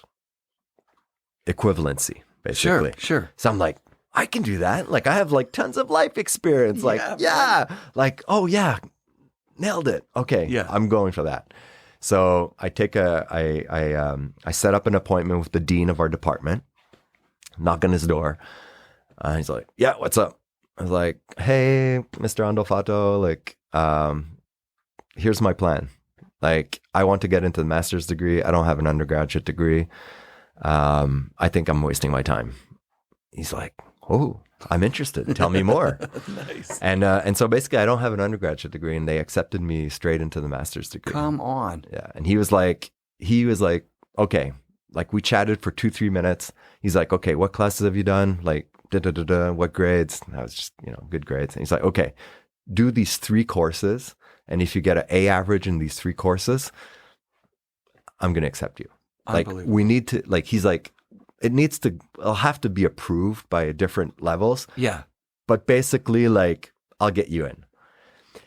And I hadn't talked about anything about me yet. Right? Like, I had my whole spiel, like my speech prepared, like why. Yeah. And he's like, we're good. I'm like, I guess. And I'm like, don't you want to know, like what I bring to the table? Like, what's... Yeah. He's like, oh, yeah. What was your job title? And I tell him my job title. He's like, yeah, sounds pretty good. That was it. That was it. But I was lucky, right? Oh, I was lucky in the sense that I knocked on the door of someone that liked the fact that I was thinking outside the box. Totally. Right? He's like, this guy is a go-getter, and right? Like, he's like, if he has the drive to come do this, like, he'll get through that program. That's right? crazy. And so that kind of... That's awesome. So, you know what? You're reminding me that, because as a dad, I was also very motivated. I'm not as organized. Definitely, that's not my mode. My mode is like chill. Like, I want to have the path of least resistance, the most fun. Yep. But at a moment in my life, and it's kind of one of those magic moments where fate intervenes somehow and you can't explain it. I was thinking about being a physicist, and I was like, I want to be a physicist. Nice. I just like physics. That's cool. And I looked up in the sky, and the biggest shooting star I've ever seen in my whole life goes like as far as you can see from one horizon to the other. And I'm like, I think that's a sign. Probably. So I went to the physics department. Yeah. First of all, I applied for mature status. I just did. Yeah. And I looked, and I put my half-assed kind of shit in, and I didn't hear back. And I went to the physics department at UBC, the dean of physics, and I got to sit down with him. And he looked at me from the other side of the table and just said, well, what is it you want to do? I'm like, I don't know, work at a particle accelerator, do some cool math shit, like, I'm like, I like physics. He's like, he looked me straight in the eyes. He goes, this is a young man's game. There are people that join as mature students that can't keep up to kids fresh out of high school that are partying every day. You have to understand, it's a frustrating, brain-breaking thing. Physics isn't easy. He goes, but if you want a job, can you do AutoCAD? And you mentioned AutoCAD before. And I was thinking, I said, I don't, but I could learn it. I just know I could teach myself. And I called Jim Barnum, who uses AutoCAD to do Spectrum. Yeah. And I said, can you teach me AutoCAD? He goes, yeah, for sure. And the dean says, I'll give you a job tomorrow. Sweet. I've got these 3 Yeah, he saw you had the drive, right? Yeah. Yeah. And then I was like, no, I really want to get into the program, though. Yeah. Like, I just was stuck by my own thinking that I wanted to be a university grad. Yeah. I didn't just want to quit the snowboard shop where I was working and work at some other place where I was some guy. I should have taken the job. I mean, there was a shooting star involved. Yeah, exactly. That was the sign. Yeah. But university professors, in my limited experience, they do want to see that spark. They do want to see that you're there, not because you're trying to impress your dad, but because you're interested in the shit that they're trying to teach people. Yeah. Right? I mean, if you're passionate about anything, right? Like, as a team manager, of course, would you, you're not going to get somebody as a parent. Yeah, as a parent. Right. Yeah. Like the only thing, the thing I wish the most for my daughter is that she finds something she's passionate about. Oh my God. Right? Like, if my daughter can find something that I was as passionate like a skateboarding where like Right. like you can work on like learning a trick for 6 hours straight, and you're like, did 2 minutes go by? Yeah. Right? Yeah. But like that's a gift. yeah, it is. That's the gift to like, huge gift. and so like, you know, like you just hope for people to find their own, right? Oh, yeah. Whatever that may be, writing poetry or like planting a garden or taking whatever it is. Anything. But unfortunately, I'm sure you've witnessed that as well.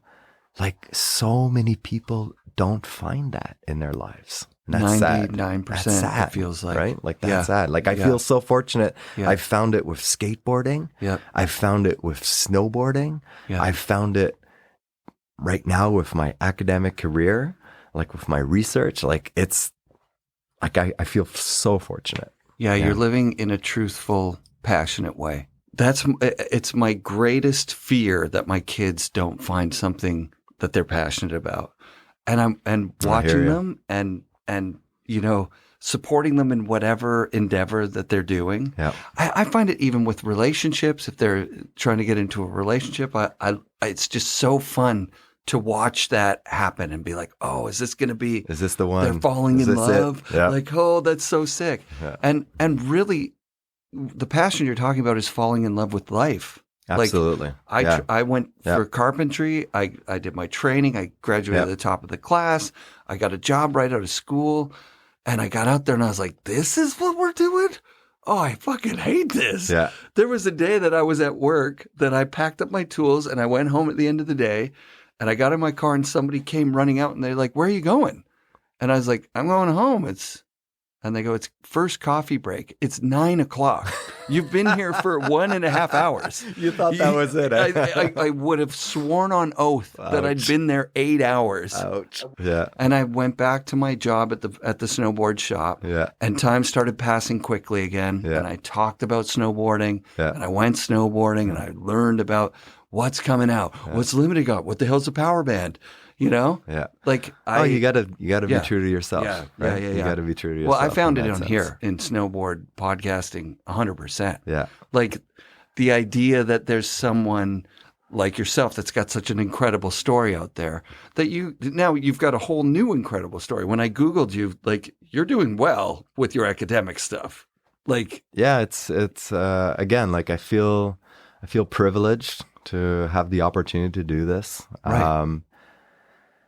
And it's like, to me, like I'm the same kid trying to learn a 3-flip sure. in front of my house for 6 hours. Yeah. But now it's not a skateboard trick. It's a new method that involves a lot of data that's going to help answer a policy question that I can, help the Ministry of Health here in British Columbia or the Ministry of Mental Health and Addictions. Well, that's big. To provide better services and maybe, reduce the risk of some people experiencing fatal overdose, right? Like a lot of my work has to do with the overdose epidemic. And like I take it very seriously because literally people's lives are at stake. But I'm still that kid, just like that. It's the drive to try to, now it's not landing a trick. It's like finding an answer. And in science, you never find an answer. Like you just find like 10 new questions. But hopefully like that, with every iteration, like the picture becomes a little bit clearer. And so, yeah, like I have that same passion in my work today. Absolutely. That's amazing. Yeah. I just listened to Joe Rogan yesterday. I go on and off on that show. Like sometimes it's silly and sometimes it's really enlightening. He just had Tristan Harris on.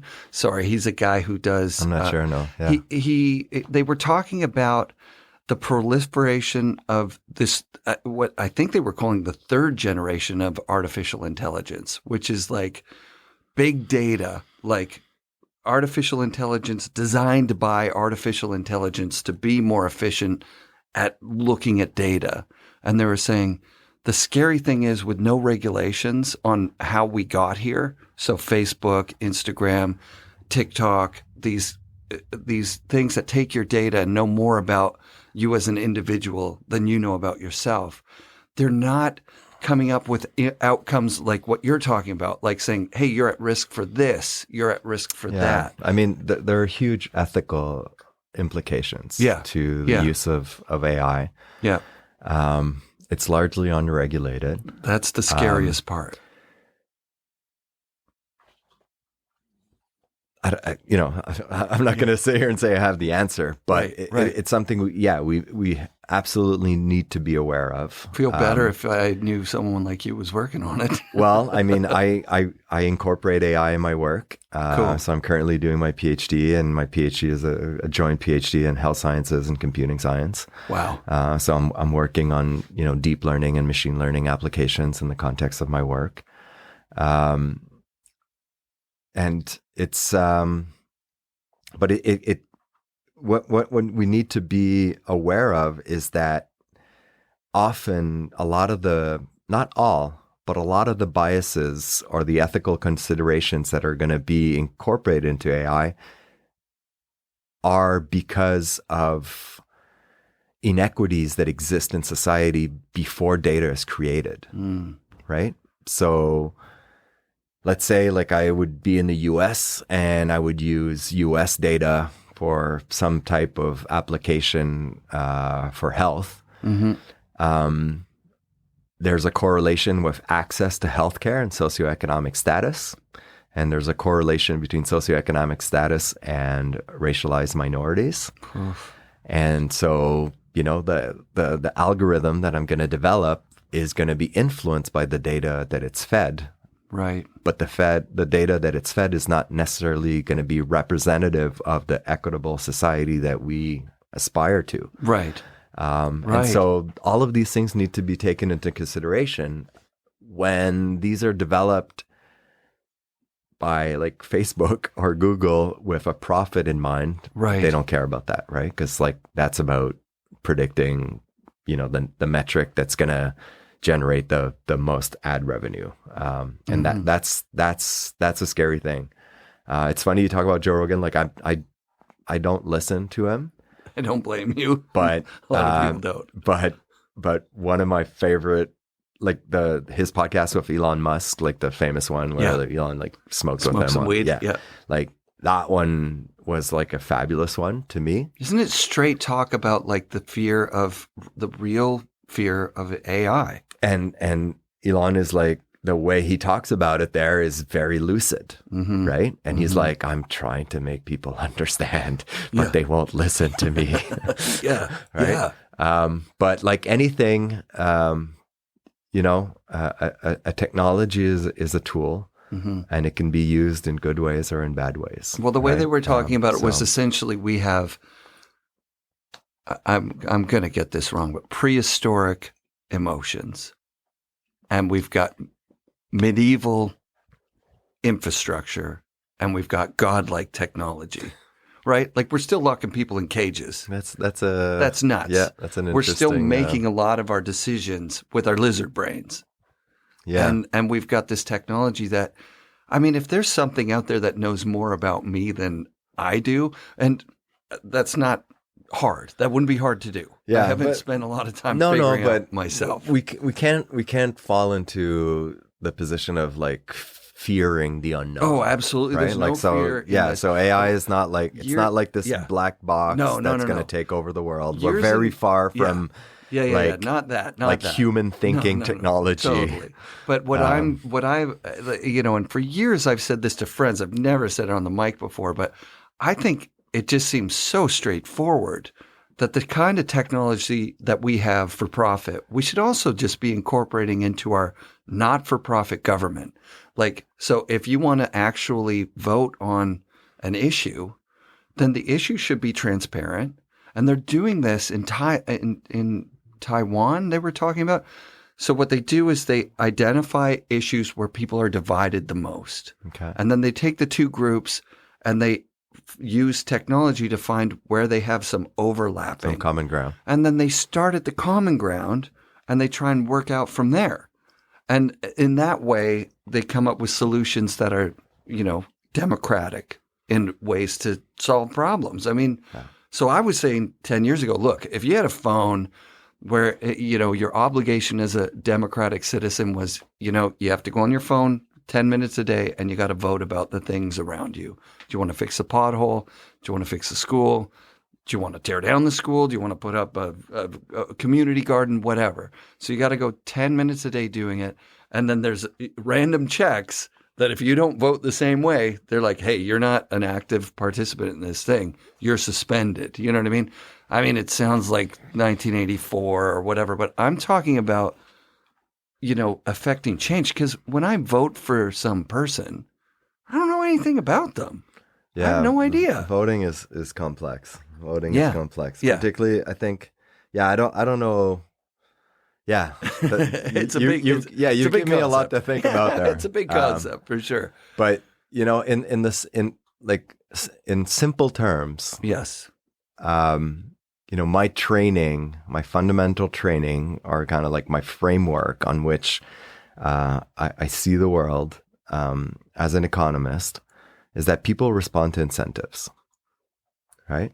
And too often why politics is messed up is because incentives are misaligned between individual incentives for politicians and incentives that may be better for society as a whole. Absolutely. And structurally, right, from an institutional standpoint, if you're able to make institutional changes that can align those incentives, then I think you can have people in positions of power that take decisions that really lead to the greater good. But very often, those incentives are misaligned, and at the other end, it's just another human being, right? It's like you and me clicking in the office, right? Like some good days, some bad days. Yeah, man. But the decisions are more consequential sometimes. Well, right? yeah, of course. So. Well, my experience in life is that, I mean, I'm stuck in this meat suit with one consciousness. I can only I can't even imagine what you're thinking right now. You know what I mean? I can't even imagine what I'm going to say in a second. It just all comes from some weird spot that I don't know. A stream of consciousness. Absolutely. Yeah. But in making decisions, true democracies that I've seen, oh man, now I sound like a communist or something.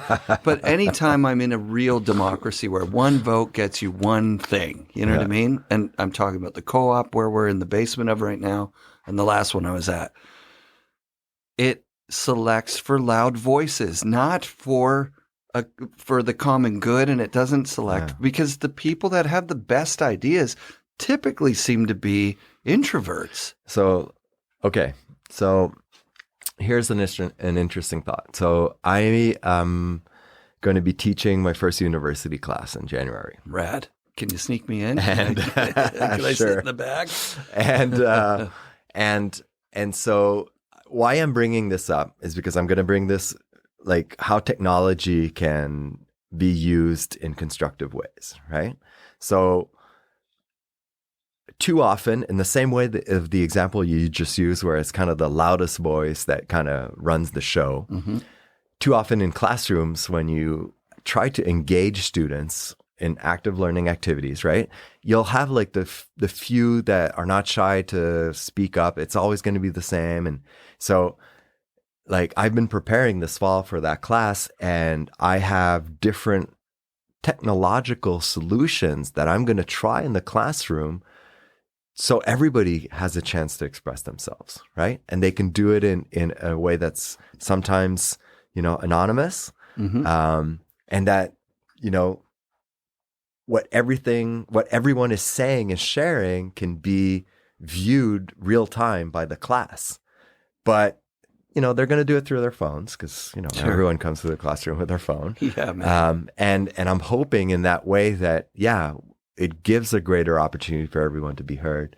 And in the context of learning, hopefully that everyone engages more with the material and everyone leaves the class with, more. But it changes the dynamic of that. But my class. point, the big point is that, again, technology, right, can be used, can lead to good outcomes. And it Right? should. But I it's mean, not, if we were- technology in itself is not necessarily good or Right. bad. Yeah, It's how you yeah. use it. But it should, like the metrics it should be held to Yeah. is, okay, Is this a snowboarding Yeah, podcast, man? this is a snowboarding podcast. Yeah, no, it should be that if you and your 12-year-old daughter and your partner all have phones, then those phones should be adding to your life as a family. Yeah. I mean, it should. If everyone in your society has phones, then it should be adding to the overall positivity of the society. Traffic should be moving better. It shouldn't be more mad people. They're failing. Yeah. Our technology is failing us right now. I don't have the answer to that.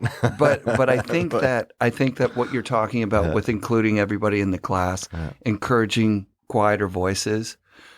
I tell you another tangent here that's not snowboarding, but Malcolm Gladwell's podcast, he talked about instead of nominations, anyone who wanted to be class president at this school, they just reached in, they just put their name in the hat.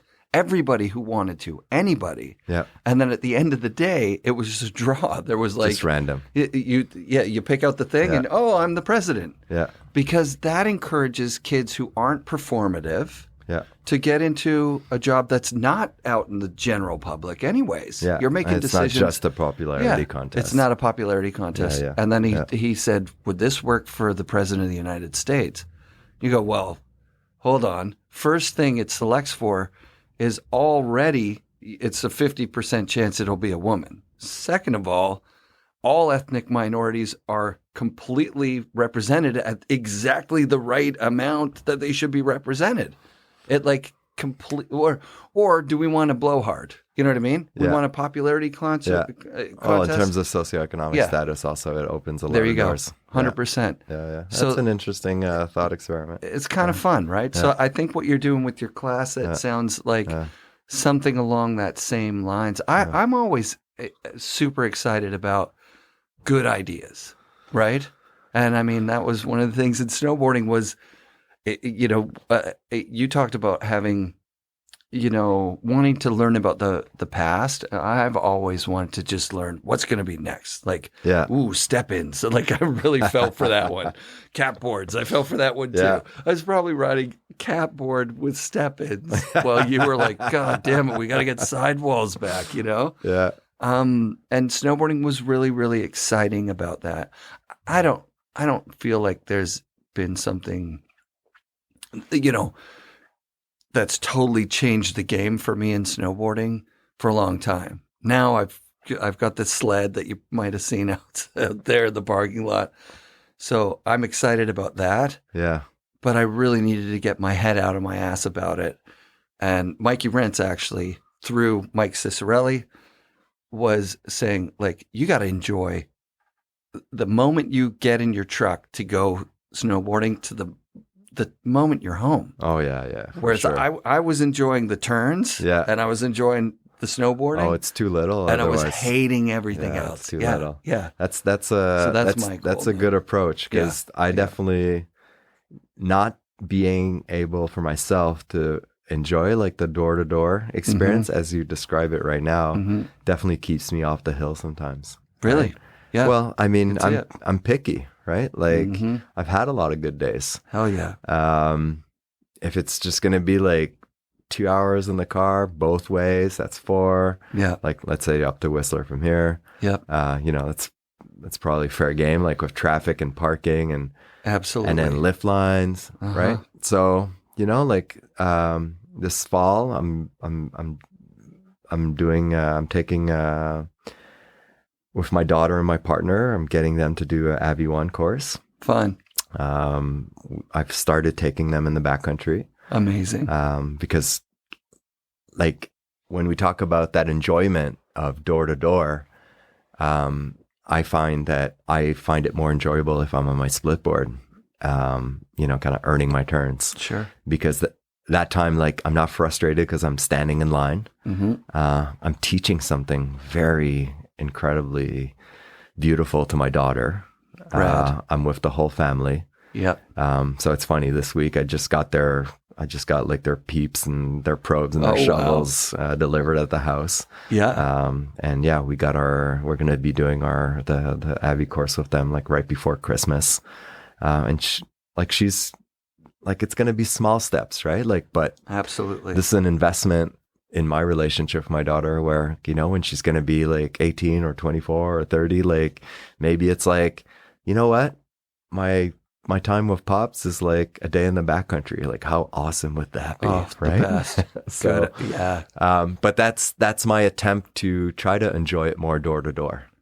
Because if I'm driving to wherever the trailhead is that I'm going to skin up from, Yeah.